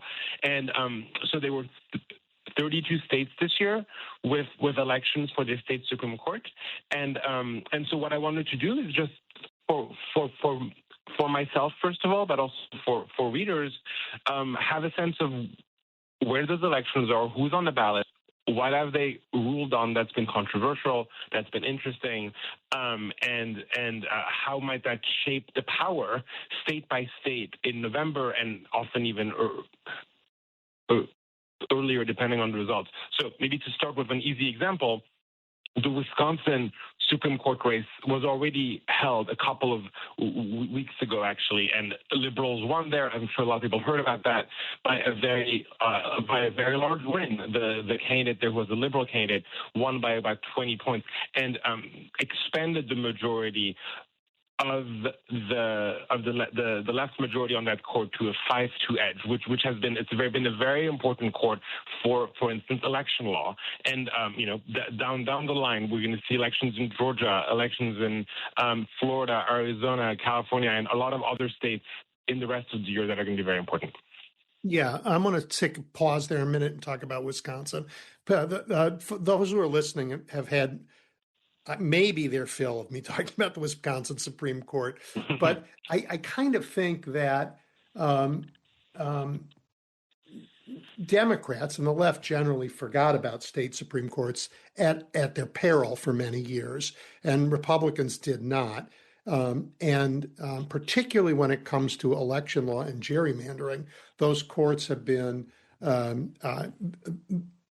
the shield that protects the worst instincts of the supermajorities Republicans put together way back in Obama's term to do gerrymandering. And Wisconsin and Michigan and Ohio, all those Great Lakes states are huge examples of radical gerrymandering protected by their Supreme Courts until they didn't.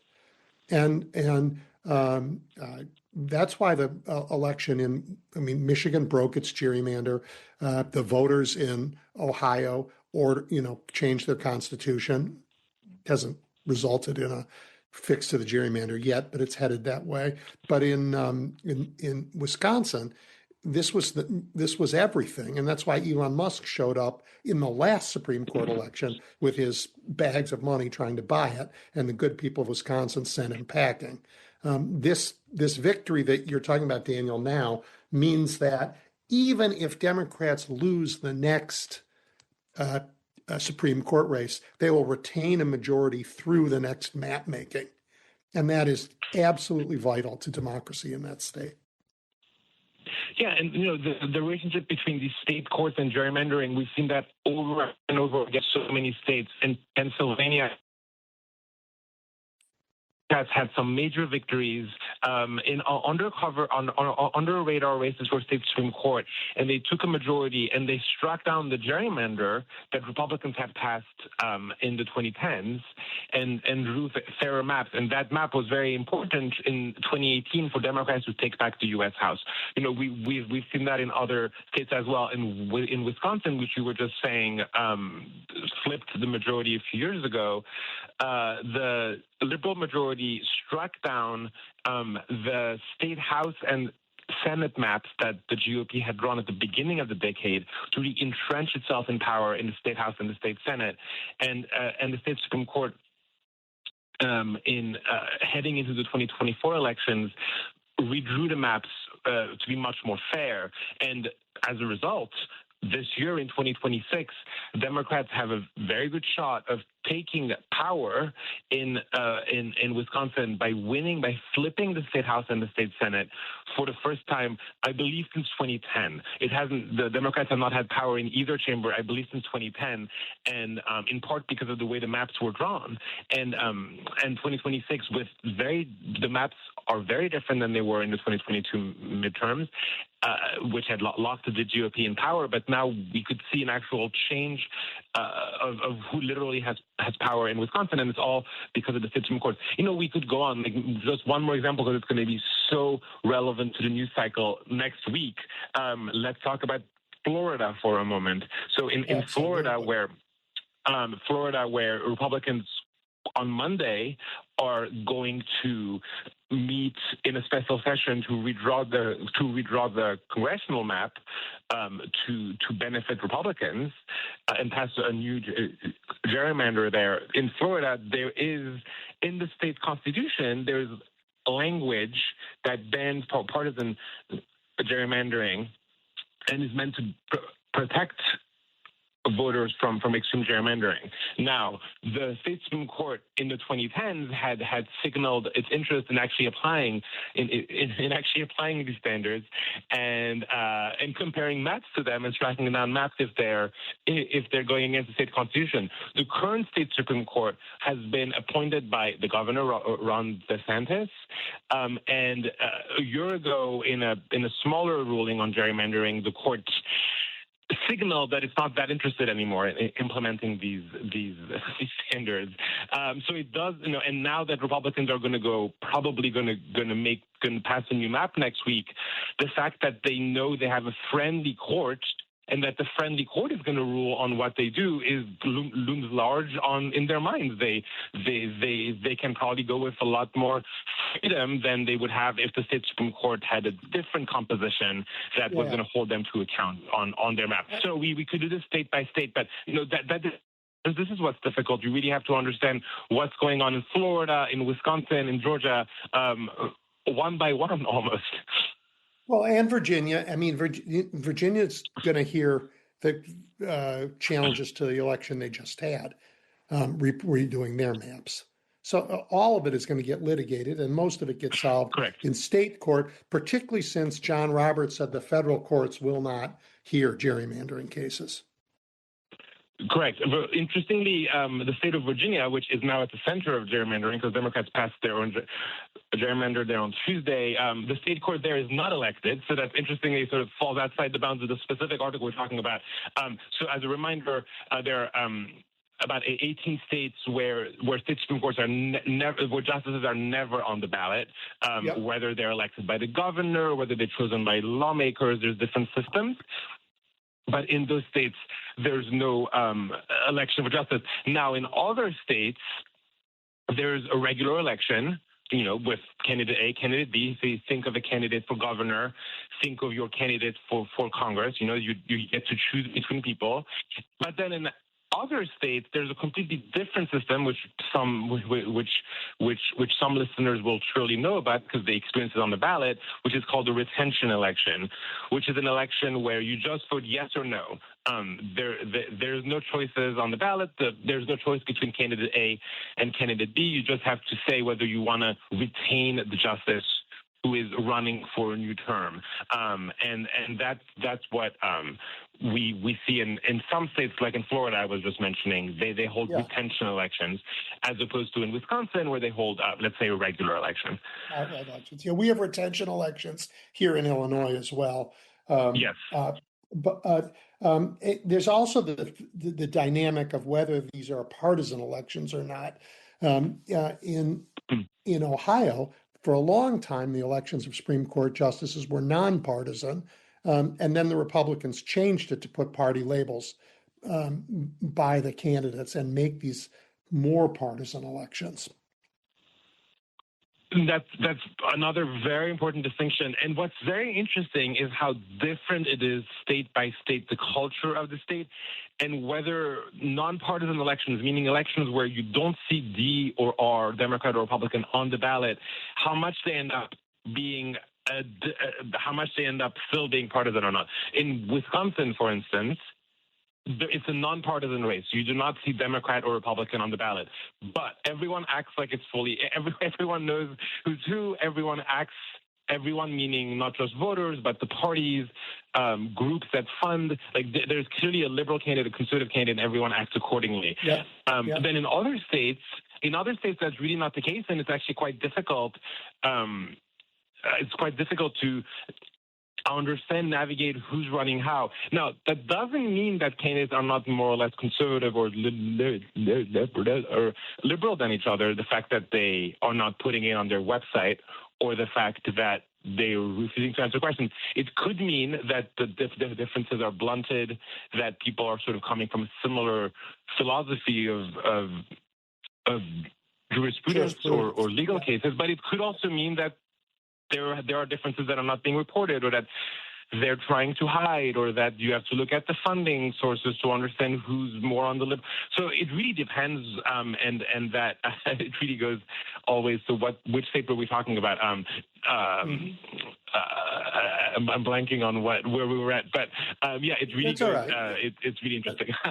What's important for everybody to look, American states are very different, and they've chosen their own paths. I mean, we obviously share an enormous pride in the nation as a whole, but each state charts its own way in very powerful ways. And Daniel and I, we were talking now just about their approach to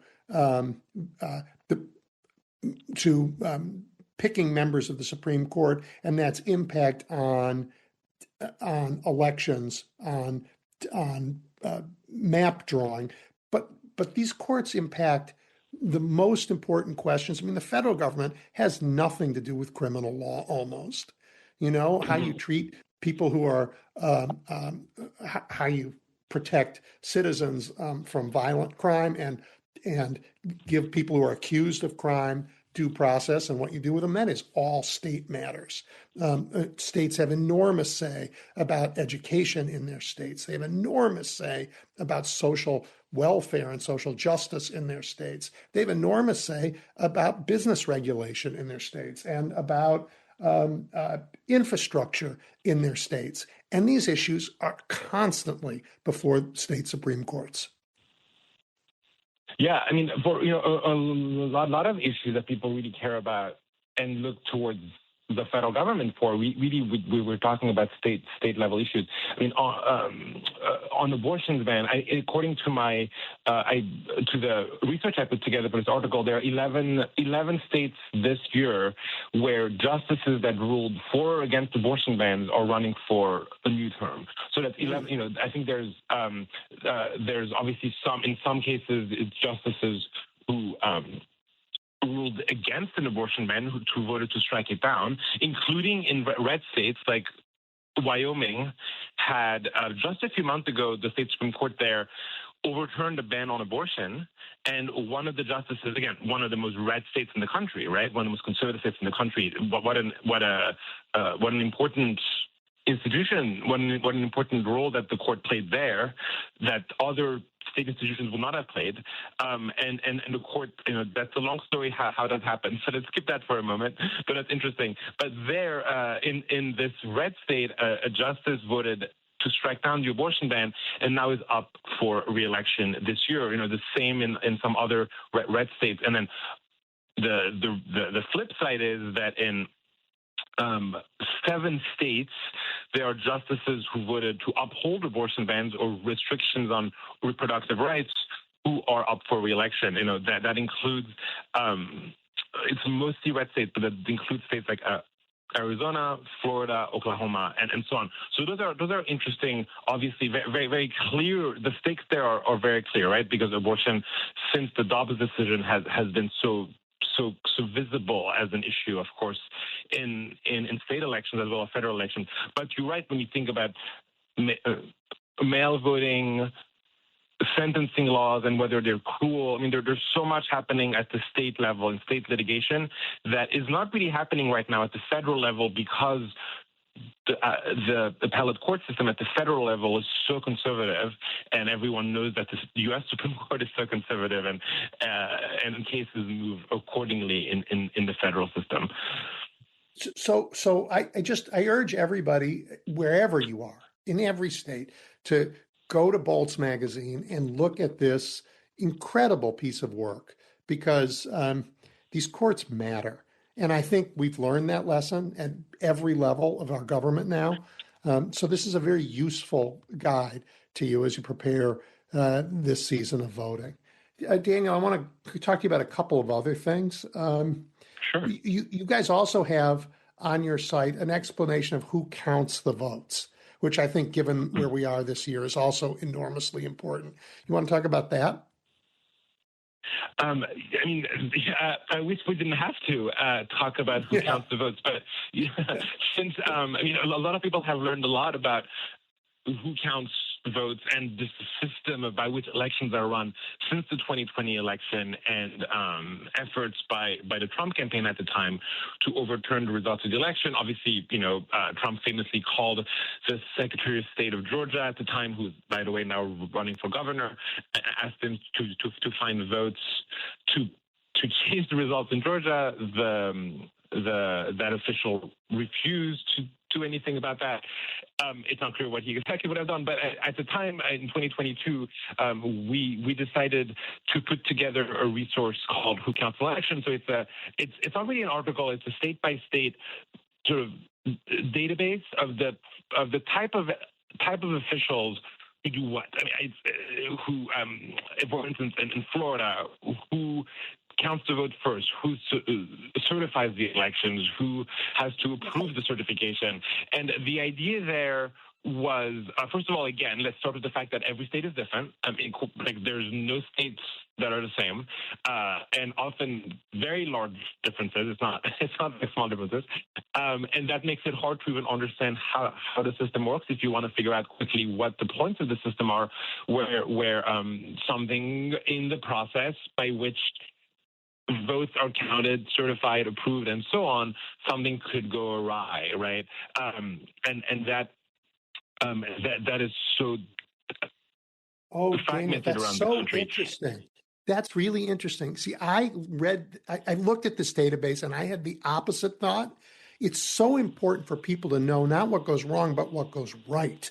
Because everybody out there on one side is going to be lying and telling you can't trust it and telling you it's all wrong. And you have laid out all the steps that each state is taking their own way to make it right. I think the moment we created this was the heat of 2022, the midterms, where there were a lot of election deniers running, and Trump had just recently said in Pennsylvania, I don't remember the quote I have it in front of me, but something like, what matters is the vote counters. We need to control the vote counters. Right. So that's sort of what inspired it. I think you're absolutely right. I think actually one big issue with how people relate to the parts of their state government that are maybe a little more invisible, because everyone maybe knows the mayor, there are parts of local government that people know, but then there are parts of local and state government that people don't know, which, for instance, who counts. And I think that can definitely create a sense of mistrust, right? Because you don't know what's going on, you don't know who's doing this stuff, when actually it's all out there, right? It's all out there, and the fact that states are different can also create confusion, because you might see something you might see a headline about Michigan because Trump has said something about how something's happening in Michigan, but it's absolutely not how it works in your state, and that could also be confusing. Right. And I mean, this week he said the Virginia election was fraudulent. Right, and he made some incorrect claim about mail voting arriving at the last minute. That I think there are some people in Arizona who have heard Trump's claim, but mail vote counted late, and that might sort of fit how it works in Arizona, but not in Virginia. I think just having the clarity out there to lay out what's going on can help people have more trust, hopefully, but also know how to engage, know how to be active. I mean, these are all important offices and important the processes that Boltz tries to take a look at. Yeah, and look, I know this isn't a new piece of work, but it's updated, it's relevant, it's important for people, and that's why I wanted to bring it up. Okay, I'm talking with Daniel Nakanian, who runs Boltz magazine. You need to read it. Daniel, we have maybe 6-7 minutes left, and I have two more topics. One is something that's been reported recently, and you reported on it as well, and that's just the really interesting thing that Virginia just did to ban local police and local sheriffs with contracting with ICE. That doesn't mean they can't ever work with ICE, but they can't contract with them unless, and tell us about that. Yes. Okay, so let's take a step back. So ICE has a huge amount of money right now under the Trump administration. It's grown a lot, but ICE still really thrives when local law enforcement agencies assist ICE. That it's really a force expansion of what ICE can do to arrest people, to hold people when a sheriff, a police department want a contract. And specifically, so what this article you're referencing about a new law in Virginia that actually became law yesterday is about what's called the 287G agreement. So 287G is a program that is an ICE program that effectively contracts with local sheriffs or local police and empowers them to act as though they are federal immigration agents. It gives them the authority, it gives an individual sheriff deputy, for instance, the authority to act like an immigration agent when it comes to interrogating someone that they suspect is violating immigration law rather than criminal law and arrest them. And a lot of sheriffs around the country have rushed to join this program, which predates Trump, to be clear, since Trump came back to power. Now, what we've seen on the Democratic side is a rush of states that have tried to ban agreements, these agreements that have tried to ban sheriffs, often Republican sheriffs at the local level, from entering these agreements. And there's been roughly, at this point, 9 states that have banned 287G agreements at the local level. This doesn't mean that all forms of collaboration are illegal at all. Just to be clear, we're talking about this particularly prized, this particularly intimate form of collaboration. Illinois actually already banned these contracts under the first Trump term. So it's been many years. We've seen a lot of new states do it. Maine, New Mexico, Maryland all banned these contracts in the past 2 months. Now, what Virginia did is kind of interesting. What Virginia did is, instead of saying these contracts are banned at the local level, they said these contracts you only can enter these contracts if ICE promises to obey our laws, obey state laws, and only if ICE promises that if they break the law, they can be prosecuted in state court, right? So it's not an outright ban. It's saying it's a conditional, you can only contract if ICE agrees to obey the law. Now, you would think, of course, on paper, that would seem like an easy promise for a government agency. I think we all understand that ICE is not going to promise Virginia or have some sort of commitment that they'll let themselves be prosecuted. That's the whole MO of ICE has been to be against that in the past few months, right? So I think the understanding what everyone is proceeding under, and our reporters who reported the story talked to some Republican sheriffs who themselves said they don't expect ICE to obey, to follow the law, to say they'll follow the law here. And so the expectation is that this marks the end of the contracts in Virginia. But sort of just like interesting go around of, instead of a ban, have this like put the burden on ICE to say they're not going to fulfill the conditions, which is interesting. And obviously that has only happened because just to confirm that the Democrats took power in Virginia in November because the governor's office flipped Democrats, and that flip of power in Richmond is what has allowed this law to pass this spring. Yeah, look, all we're trying to do is hold our government accountable for what they do. And the reason why Democrats have in Congress not funded DHS is they just said, look, ICE has to follow the law. And until they agree to follow the law, we can't give them any more money. Right now, the Republicans in Congress are going through reconciliation, so they don't need any Democratic votes to fund ICE for 3 more years. It just tells you everything you need to know about who's on what side. Daniel, I have one more topic, and it is Yes. it's not really a topic as much as a reflection. The first time, I think it was the first time you and I talked, Illinois had just passed real bail reform. And so we went into the weeds on some criminal justice issues, talking about the pros and cons of no cash bail, of what people expected, of what people were saying at the time, and I have not had a conversation like that in a couple of years, and I bet you haven't either. The conversation has been so. What Americans used to talk about and argue about specific sets of policies that were very mattered a lot in people's lives, and there were lots of them, whether they were criminal justice or environment or education policy. And now we are so trapped in talking about, can we save our democracy? And you and I spent 3/4 of our time together here talking about state Supreme Courts and why they matter for local elections. And I just want to get your reflection, because you kind of go deep into government and in the weeds about how our democracy works, about how the moment we're living in has changed our ability to ask that question. These are big questions for our time. I think a lot has changed in both how the government is functioning and how state and local governments are relating. Like the idea that, for instance, the idea that a lot of red states would be taking instructions from the federal government on how to on what police and sheriffs should do, and passing laws, as is just happening right now in Tennessee, to require that sheriffs obey ICE. Like the whole way in which conservatives, for instance, think about the relationship between the federal, the local, and the state has changed a lot. In some ways, that has happened, on the left as well. But so much has changed in understanding how the system works. But on the other hand, I will also say a lot of these institutions played major roles.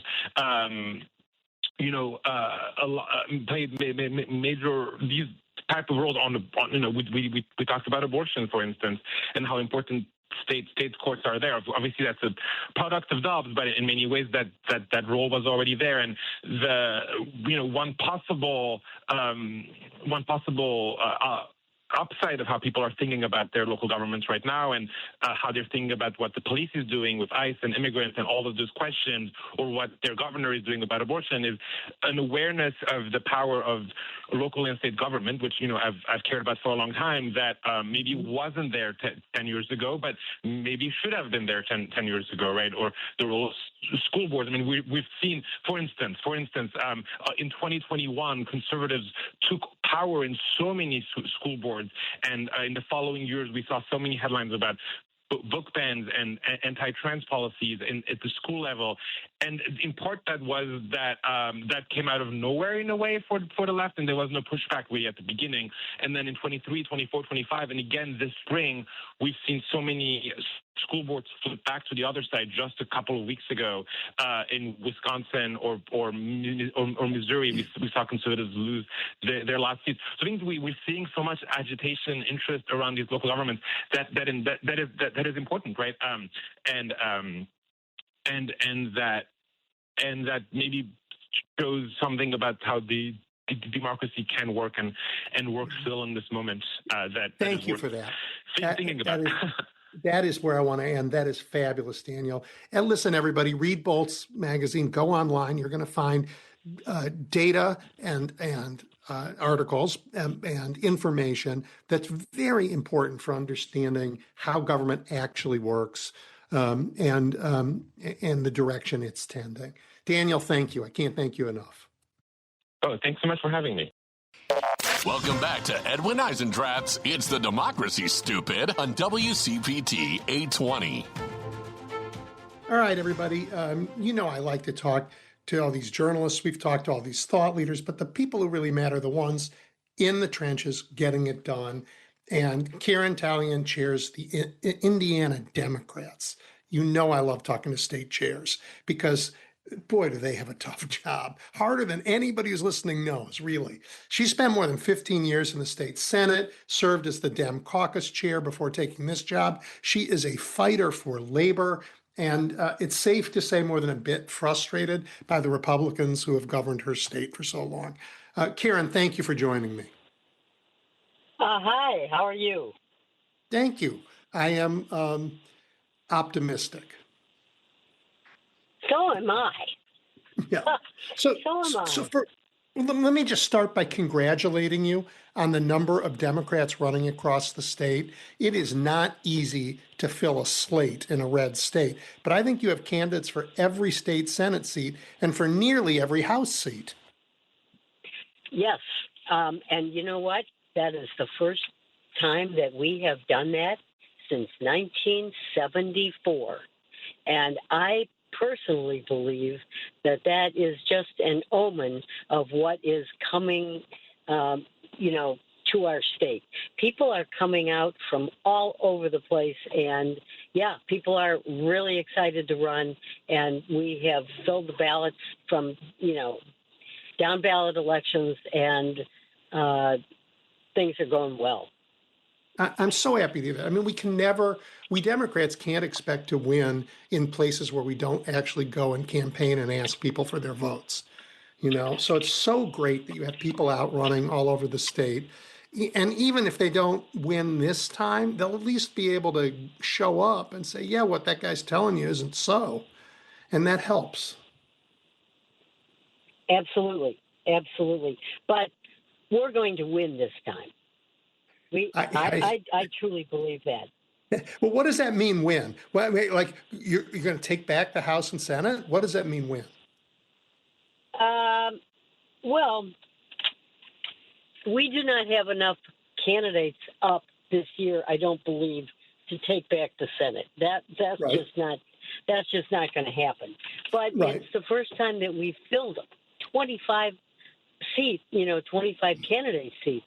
Now, a lot of times what would happen in the, especially in some of the rural red areas of the state, Yep. we just wouldn't have any Democrats run because they thought the seats were so gerrymandered or that everybody was so Republican that they couldn't possibly win, and therefore they weren't even going to run.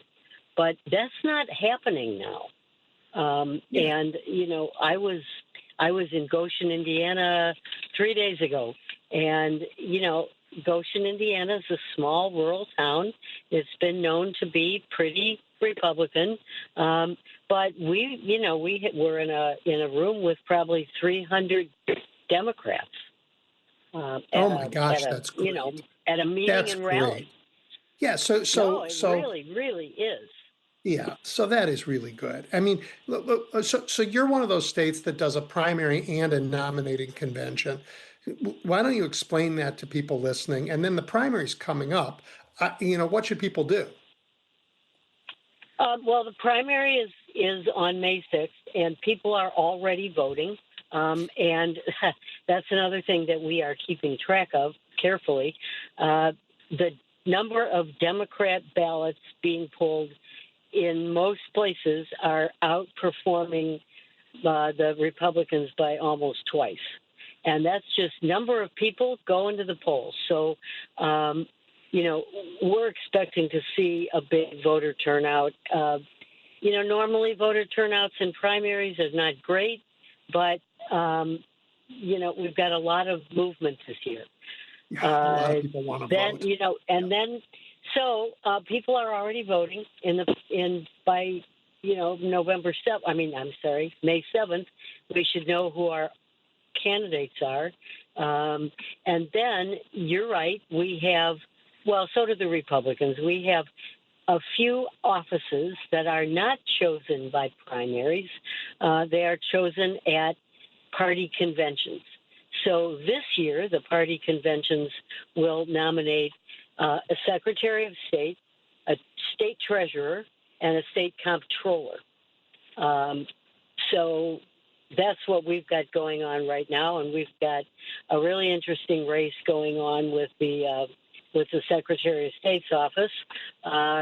We don't expect we don't have all the candidates announced yet for the other two positions. We don't expect them to be contested.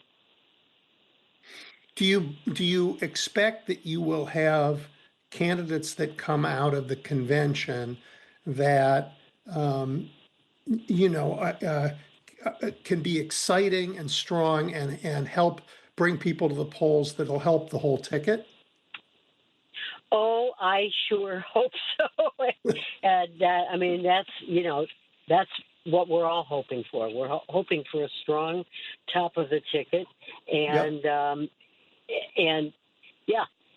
But we also have congressional races going on right now. We have two seats that the Democrats hold. Andre Carson's seat in the 7th District in Marion County is pretty safe Democrat seat. I also believe that Frank Mervan, he's going to fight, of course, but he will help lead the ticket in the 1st District, which is up in Northwest Indiana. Northwest, yep, my direction. Hey, I'm going to just have a brief shout out to your adversaries down there for telling the president to stuff it when it came time to do the gerrymandering there. Oh, yeah. You know, I mean, I've always thought. Go ahead. Go ahead. I just. Okay. You go. Well, that was an effort by hundreds of people making thousands of phone calls. And so when people want to know, how can I make a difference? What can I do? There's a perfect example. We had so many phone calls in to the Republican legislators that some of them actually listened.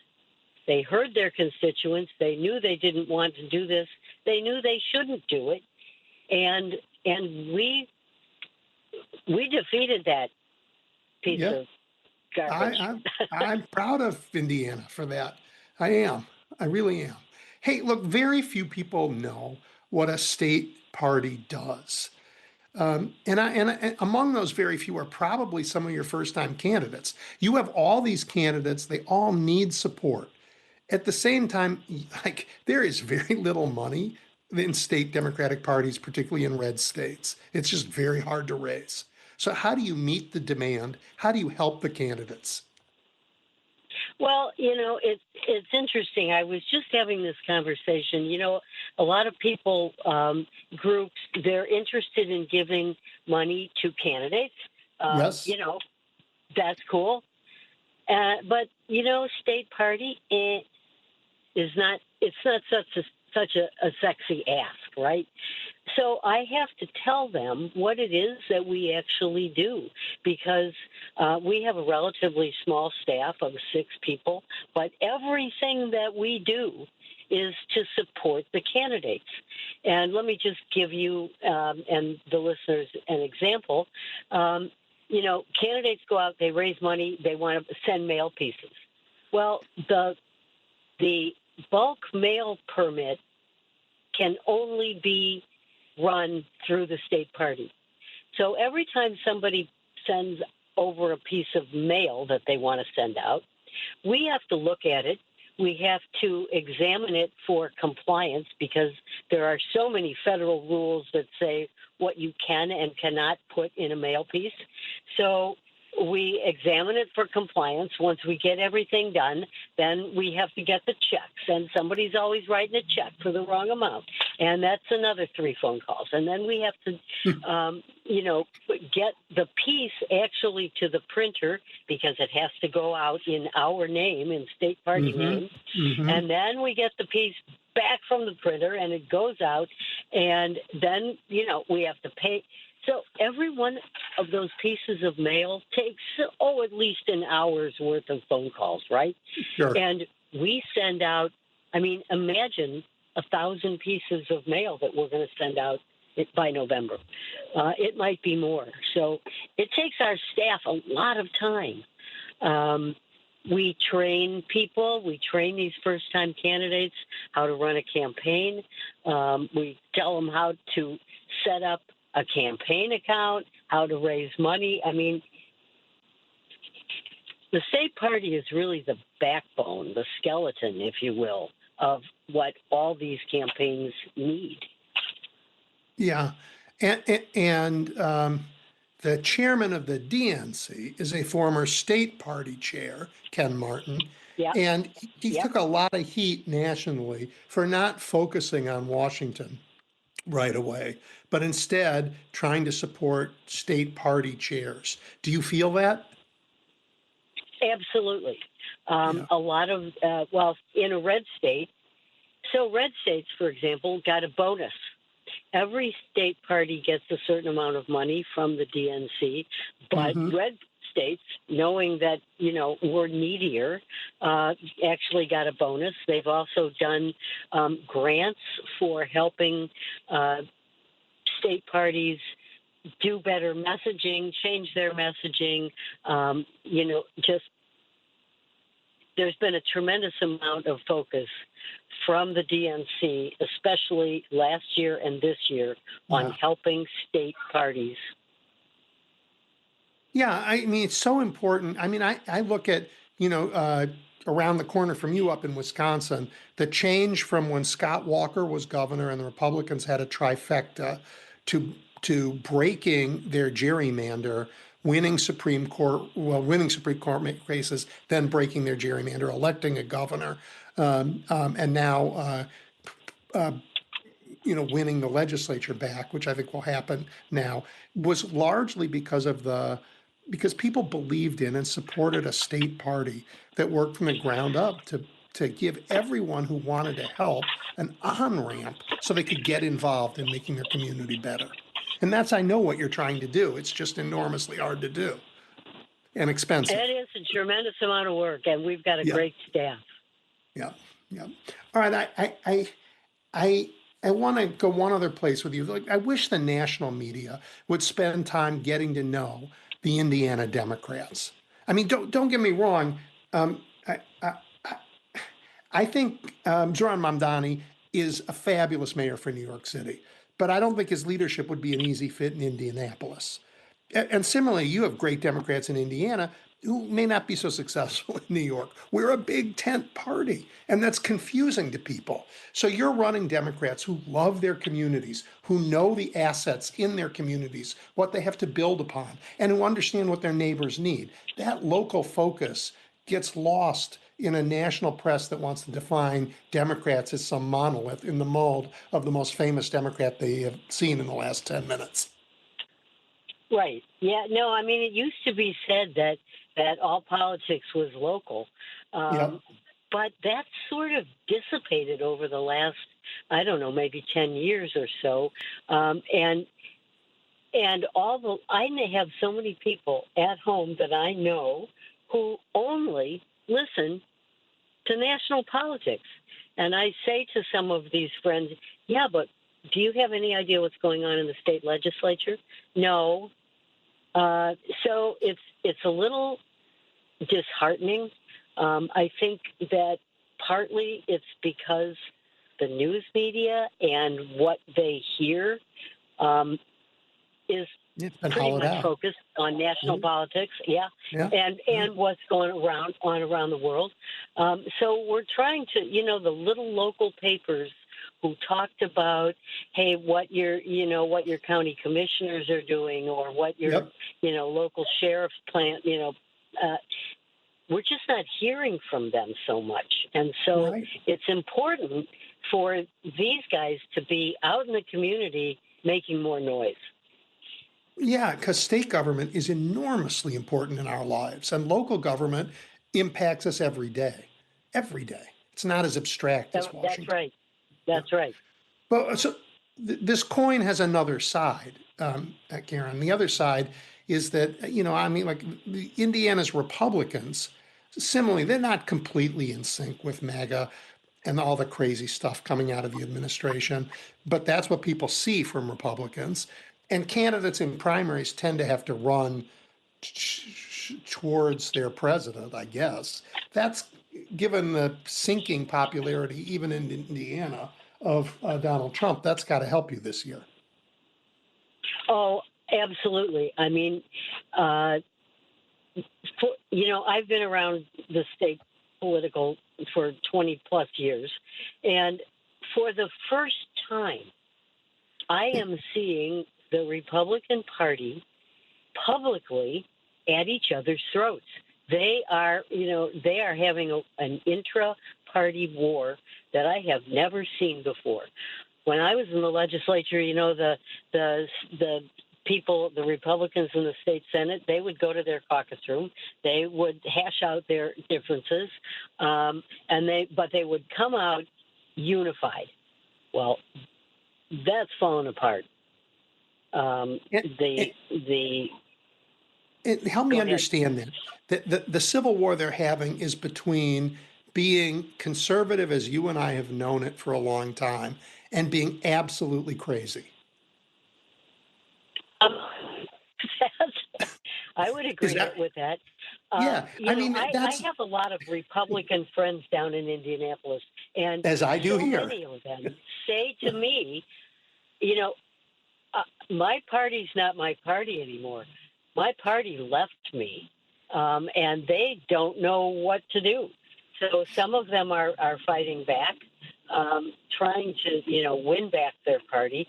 But some of them are, frankly, they may not say it, but they're supporting the Democrats.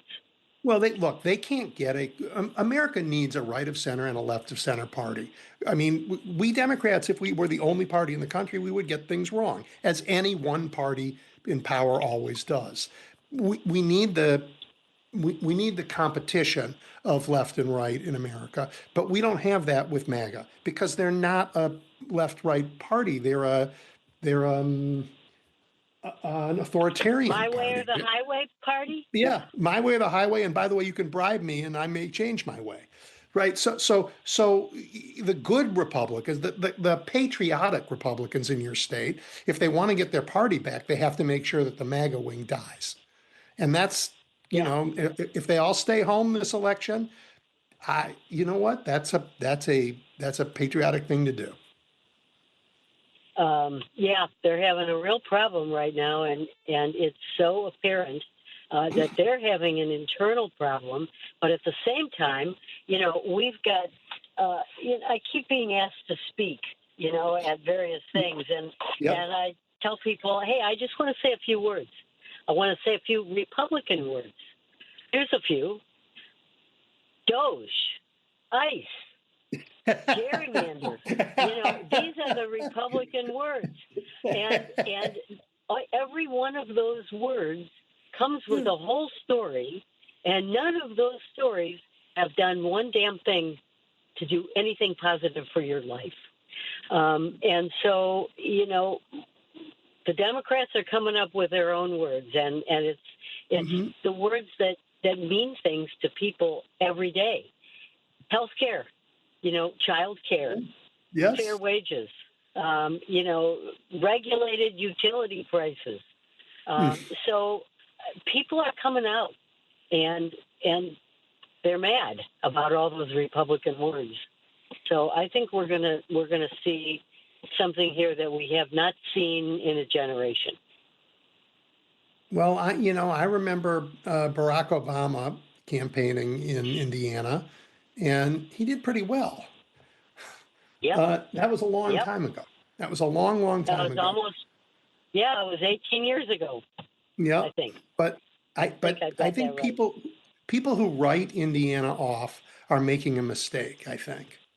I mean, I know the Midwest. That's right. And you know what? And the Midwest is not the ideological hotbed of the coasts. It just never has been. We're a practical, get it done people, whether you're living in our cities or you're a farmer. You just got to get the stuff done. And when government doesn't get stuff done for us, we go, well, okay, it's time to do something different. Yep. I can't disagree with you. Yeah. Yeah. So as you look across, I mean, it's also a diverse state, as most states are. The area that's up by me has different needs and different strengths than Marion. Yeah, I How live do in you, Northwest Indiana. I live in Porter County, right? and I know what they're doing there. I know that we've just had the NIPSCO steelworkers were just on strike for, better wages. BP steelworkers are also still on strike. We've got NIPSCO with some of the highest utility rates in the state.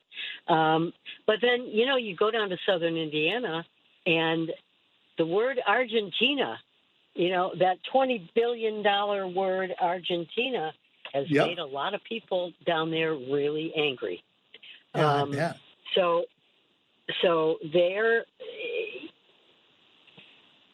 the federal government, the Trump administration has made so many groups angry in so many different ways that, it's like they're just handing us fodder.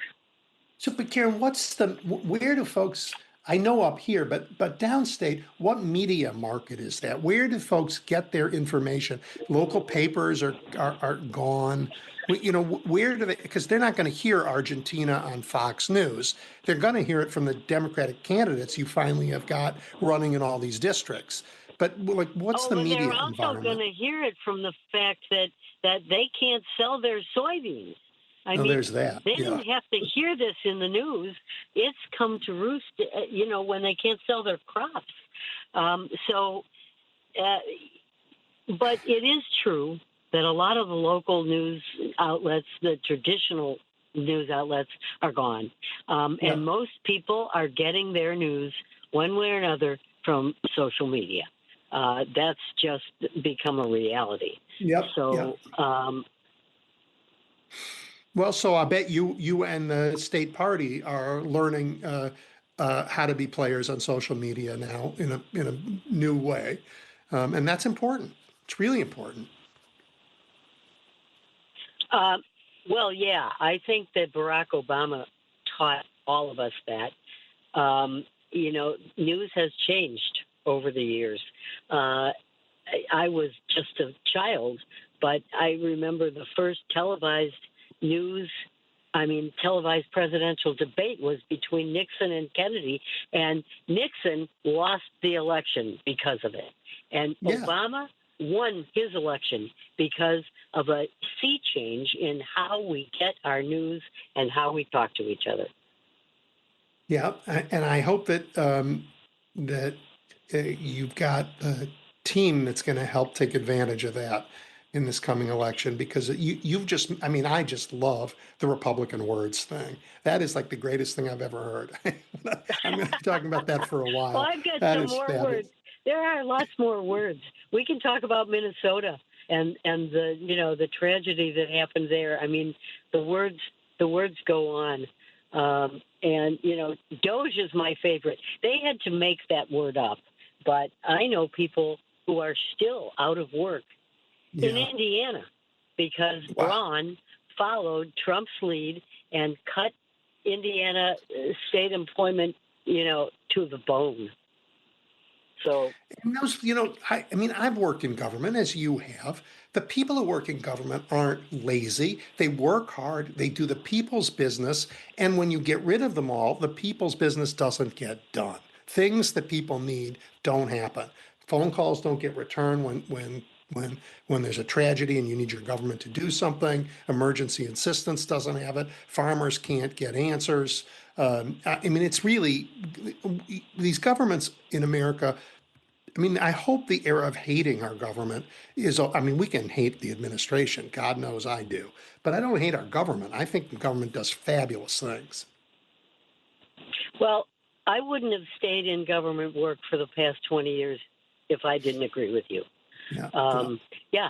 I do believe in working within the system. I think it's the only way to get things done. Even when I spent 16 years in the Republican super minority in the Senate, but I always managed to get things done because you have to work across the aisle and you have to learn how.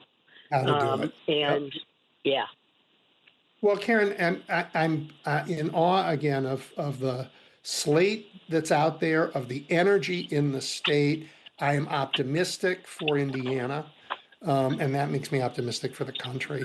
I know some of those candidates in your state. I am very fond of them, and I even may go door to door in part of your state very soon.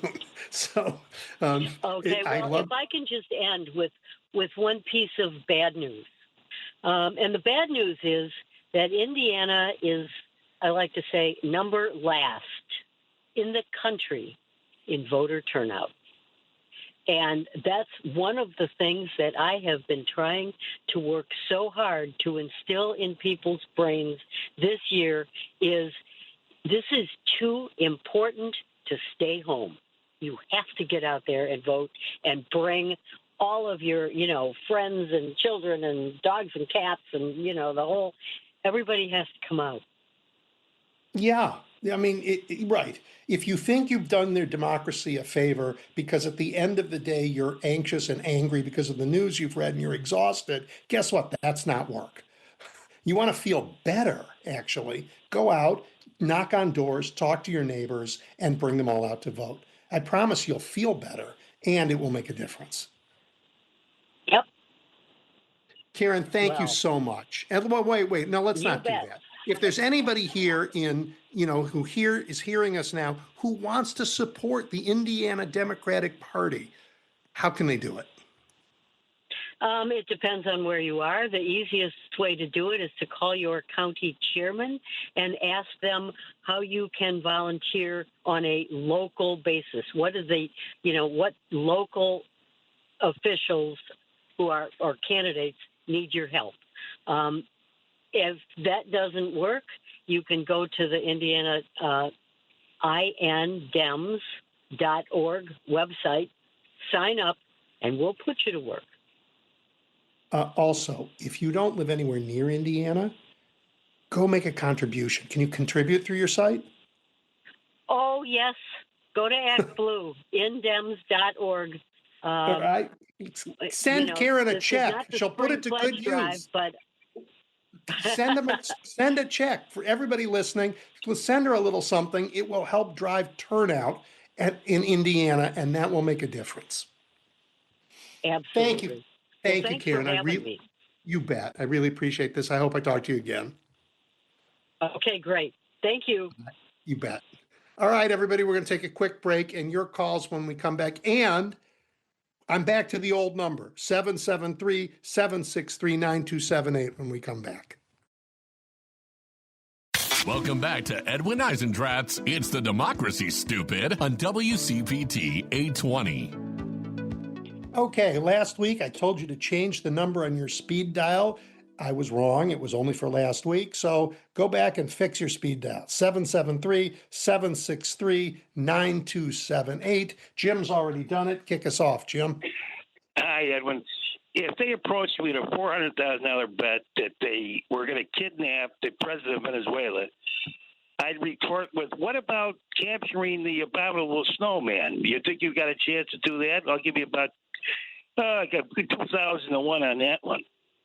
Now, my point is, what are they doing with this? There's a bet now, I think it's 5-2, that Russia will capture Ukrainian city by such and such a date. Who takes this money, Edwin? I mean, I put a lot of crazy bets in my day, and I had a friend who had a bookie shop in Ireland, and he took a few crazy bets too. I mean, you got to sweat them out. These bets are insane. I don't know how they would lay the odds on those bets. Would you take a bet for $400,000? What if it went wrong? I mean, my point would be, I'd say to him, well, my God, when are you going to do this? Within 2 days, 24 hours, 48 hours? Are you sure it's going to work? What if Maduro was tipped off? You know what? I fundamentally think they are dangerous and immoral. I mean, gambling, I don't have a problem with games of chance. And you want to do a little play poker? I'm fine with that. But you want to bet on people's lives being blown up? Then you start. No. Yeah, but think of it this way, Edwin. What if somebody was involved from Venezuela in that betting? Somebody must have been aware that somebody bet $400,000 that their president was going to be kidnapped. What if they tipped them off? I mean, this is where it's.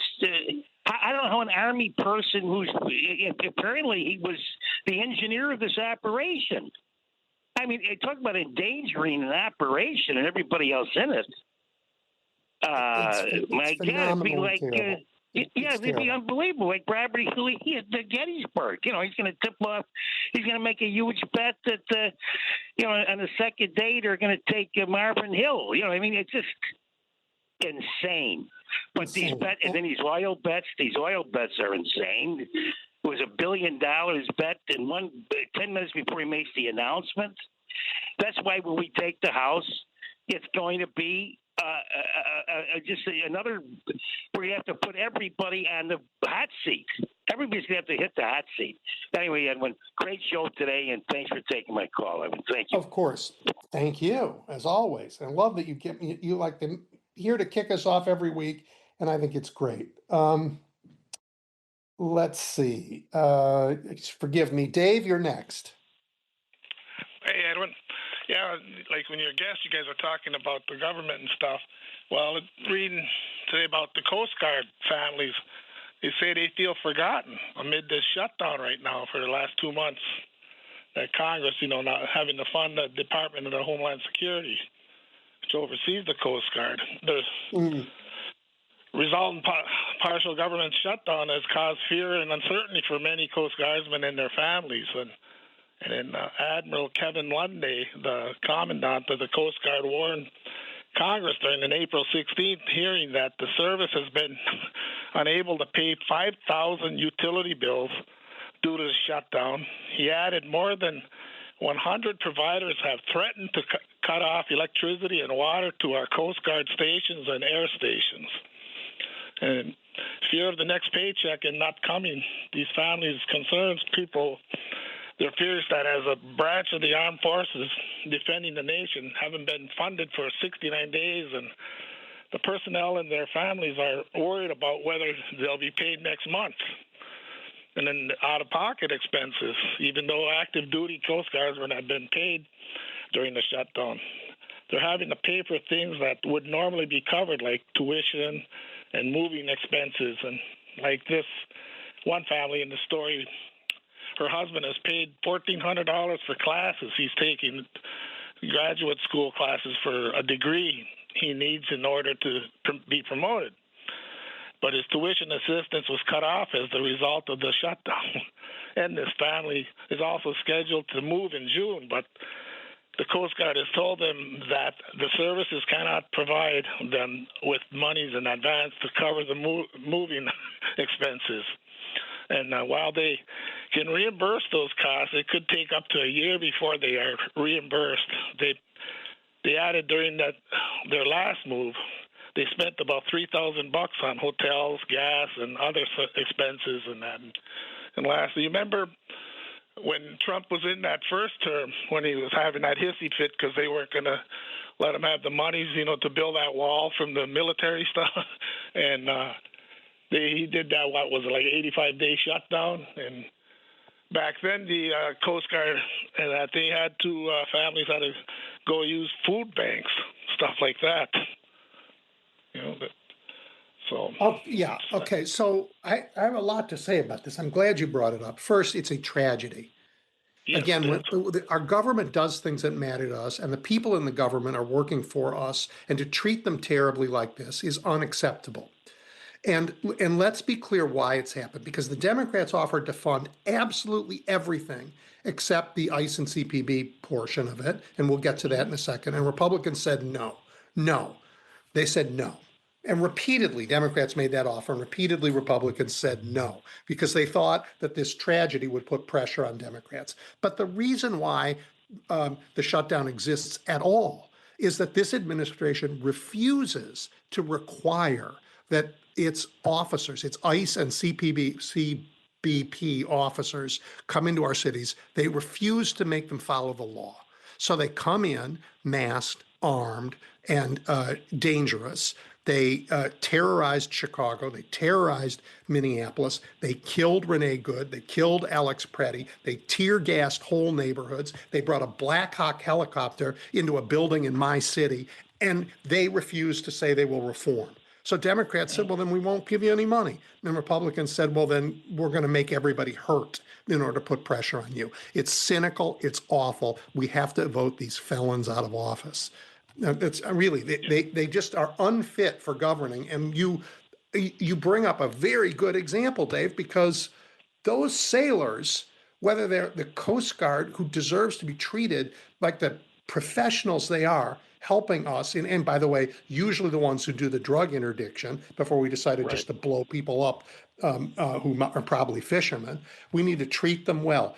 And by the way, the other sailors, the ones who are in our Navy, who are sitting over there in the Persian Gulf, who are getting quarter rations and half rations now because there's not enough food on those ships. This is insane. It's the most poorly managed government, the most poorly managed war we have ever seen, Dave, ever. Yes, so you're you're right. absolutely right to bring this up. You got no argument for me about the ICE thing and that, but all it take would be like a signature from Trump to go and put these out of a Homeland Security, these Coast Guard using that, into the Department of Defense instead of Homeland Security. Well, I think that would take an act of Congress. Congress would have to do that. But Congress could fund them tomorrow. The Democrats have said, look, fund them. We're not against that. We just want you not to fund the other part until you agree to follow the law. And they said no. I'm in the They're going to try and do it all through reconciliation this week. Hey, Edwin, I'll close with this one. I'm in the camp that Congress shouldn't be getting paid when these guys ain't getting paid. And well, this Congress hasn't done anything the whole time they've been there. This Congress has been in the witness protection program most of the time. I agree with that. No, they shouldn't be. I mean, these people are getting far less pay, to protect the shores and everything and the drug thing. And these Congress people, like you say, they're making these bets and what you name it. Like that one you and Jim were talking about. That guy should be busted down to private and put in prison. Yep. For what he did. Anyway, let me clear off so I just can talk. Thank you, Dave. Thanks, really everyone. appreciate it. Be well. Yep. Be well. All right, let's head west for Paul. Hey, Edwin, you know what? I think your theory or your plan to erase Trump's whatever monuments, whatever, sledgehammer, a buck of whack. I think actually you get a lot of those whacks and bucks paid from MAGAs. I really do. I think that, for instance, I check in with conservative talk radio here in Seattle, and AM 570 KVI for years, decades have said KVI 570, America's original conservative talk radio station. You know what they say now? They say AM 570 KVI talk radio for the politically homeless. That tells you they're not conservatives. MAGA is not conservative. Well, they know that. Donald Trump's betrayed everybody. Hell they are. He's betrayed everybody. Donald Trump has betrayed everyone. Yeah. Everyone. And everyone in his life he's betrayed. So if we just give a sledgehammer and ask for $10 from everybody he's betrayed, we won't have a national deficit. Well, yeah, and I think those the MAGAs would be the first to step up. They're just the latest in his betrayal. Sure, he betrayed the rest of us earlier. He got to them later. Well, I don't know who did I say this to. It was maybe it was William Muck. We were talking about the Pope. Look, you can't historically. Nobody wins trying to pick a fight with the Pope. I mean, who was it?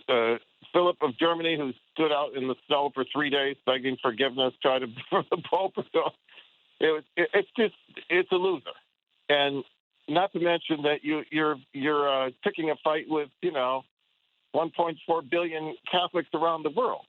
It's just stupid. And J.D. Vance. I learned today. My guest today really educated me about this. So J.D. Vance has this book First off, remember, J.D. Vance was lecturing the Pope on theology, Yeah. on the theology of a just war, right? As if he would know. And then he has a book about his conversion to Catholicism, which, turns out not to have a Catholic church, but a different one on the cover. Yeah. Like he can't tell the difference. I mean, they're such phonies, these people.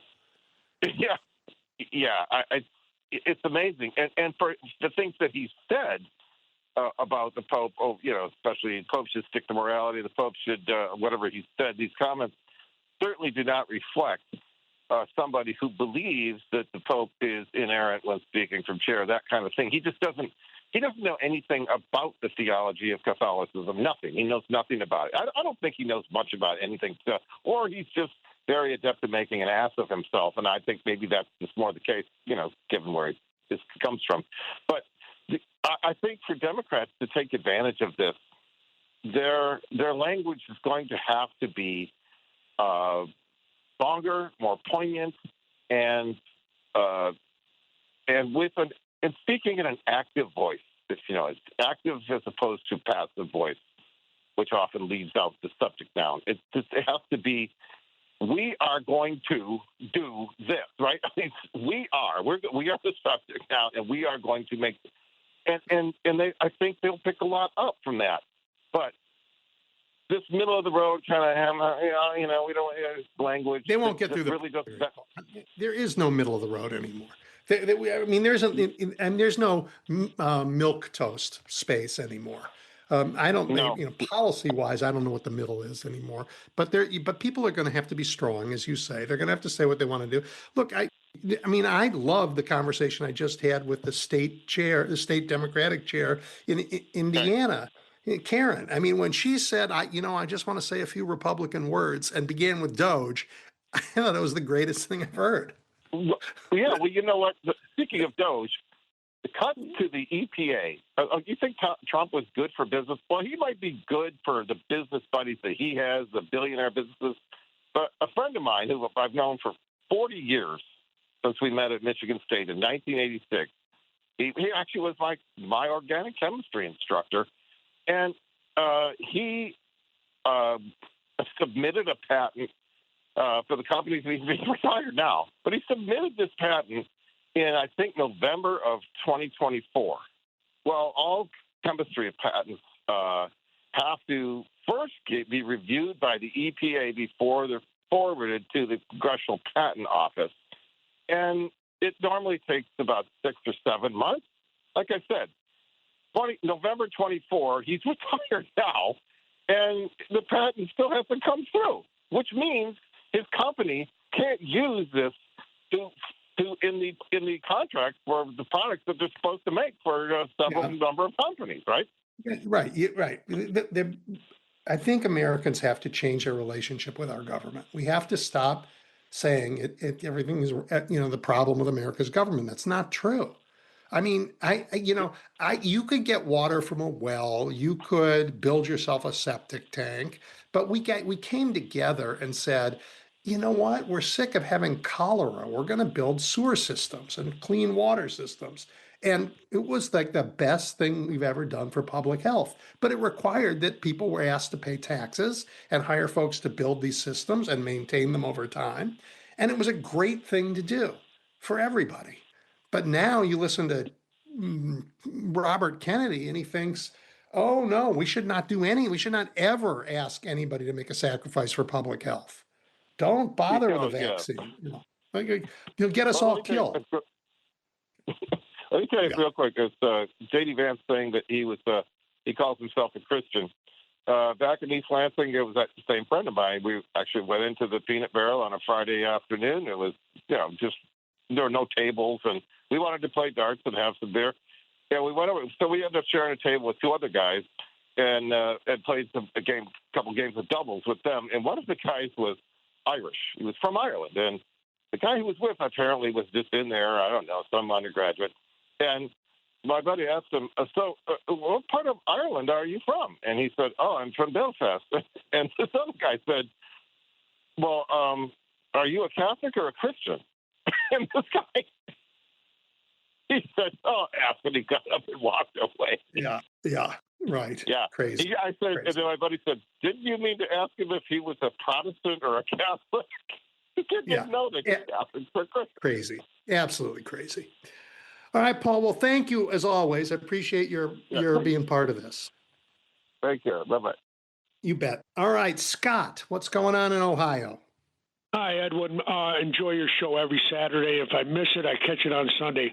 Wow, you got some great callers. Paul is excellent. As far as and the caller before, as far as the poly and Kalshi market, the betting markets, I think that's why his son, Trump's son, this corrupt crap that's going on, is part of one of those, and I think that's why they went after that soldier. One of the reasons, and I think after you win a little bit.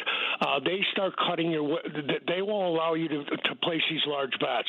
That's what I understand and what I read business wise. And speaking of the Democrats in Indiana, we need support for Dr. Acton here for governor in Ohio. We got this Ram Ass Swami running, and he's already running ads, and they got lots of money. But if anybody from Ohio's around or someone wants to support someone, a great lady for governor, it would be Dr. Amy Acton. Hang on, you have the Dr. Pepper ticket, which is an absolutely fabulous thing, right? You have Dr. Acton and David Pepper running for governor and lieutenant governor. So I call it the Dr. Pepper ticket, and they are campaigning everywhere. They're driving around that state like crazy. And Vivek is taking his little jet and dropping in here and there, flying over most of the state, right? I mean, exactly. He sold his useless pharmaceutical company, something he came up with, some communist China thing that way overpaid for it. It wasn't even the medicine barely worked. Its efficacy. But the other thing is, I went to a protest today in Lyndhurst, Ohio, and then on Saturday, May 1st, there's a large one in Mentor, Ohio, and then Bernie Sanders is going to be in Parma, Ohio. These are all in Northeast outside of Cleveland. But there's a lot of good things happening here. There's a lot of good things happening in Ohio, and if we can deliver Amy Acton, and we can get some progress on the legislature. It's very tough the way it's gerrymandered, but if we can deliver on Amy Acton, over time we can break those gerrymandered maps in Ohio as we did in Wisconsin and Michigan. And then, you know what, the Great Lakes will be all great again. Yes, exactly. I'm sending some funds to Amy, Amy and Pepper, but they need to get a little bit of advertising on TV. I hope they can jump the gun a little bit on that because they got plenty of money, these Republicans. And watch these idiots in Ohio vote for this guy. No one can stand this guy. And watch these right-wing nuts here in Ohio. This used to be a purple state with common sense. And Mike DeWine was not a bad governor. As being a Republican, but we'll see what happens. Right, and you got Sherrod Brown running again, and he's running hard. I know he's not a new face, and young people want to see young candidates, but he's got a lot of campaign experience in the state, and he was pretty popular. So you got a lot going for you in Ohio right now. Yep. The other thing I just wanted to mention that's kind of been bothering me, I know they have that civil rights, that National Action Network. I'm sorry, but Al Sharpton is not helping the Democratic Party and should not be the face of any program. He's just an oddball, and we need to win that 45 to 65 white vote. I'm sorry, I'm not a bigot. I love people in general, but we don't need Al Sharpton as the face of the Democratic Party because you're not going to win that group, that segment. And then that Simone, that bald-headed lady on, I just came back. I was traveling. I gotta just disagree with you on that. I do. Well, we are a big tent because we need people who look like everybody because we need everybody. We can't afford anyone to sit on the sidelines. That's why I'm concerned. We need them all. We need every. The black vote in America has been very supportive of Democrats. Very important, very important, and you can't take it for granted. We have to deliver for our black constituents the same way as we deliver for anybody else, and God knows that hasn't happened a lot. We just really. And the other thing I wanted to mention is, I think for the LGBTQ to get back their rights, they need to stay on the down low with this election. We need to talk about policies that are helpful, and then give them back any rights that were taken away. But we need to keep this in the middle here, or we're not going to win. I want to win. I want the Democrats to win. And if we bring up all these silly subjects, well, they're not silly. I don't mean that in a. I know what you mean. I know what you mean. Everybody's interest feels like somebody else's special interest. And so it's very hard to say, what do we all have in common? All of us, every one of us. And the democracy is that thing. And so a lot of our time is going to be spent on the democracy. And you know what? Not having a corrupt government with its hand in our pockets, that's a thing we all share, right? And so we will talk about all those things, an opportunity for every one of us. But we also have to not let the Republicans say that in order to win, we can't honor everyone in our coalition. We must. And we and no one is for abortion, but it's about, I have 4 sisters. I have a daughter. I have a wife. No one is for abortion, but it's the freedom to choose your own life. And that's another thing they need to, if that topic comes up, which it always does, that's another thing they got to run on. We're for freedom. I thought you guys were for freedom. I know the Republicans used to say they were for freedom. Yeah. All right, Scott, listen, I appreciate this conversation. I'm going to sign off because the show's over, but I really appreciate your spending time with us today. Yes, and you got to say that your show repeats on Sunday. Oh, I'm glad it does that. Thank you. Thank you, Edwin. You bet. All right, everybody. Listen, thank you for spending the last 3 hours with me and with these fabulous guests who joined me today and our callers. Everybody who's part of this community. We are growing. We are making a difference. And I'm just talking the last couple of conversations about Indiana and Ohio. Boy, to make a difference in those 2 states, what a joy that will be. All right. I will see you next week. Take care, everybody.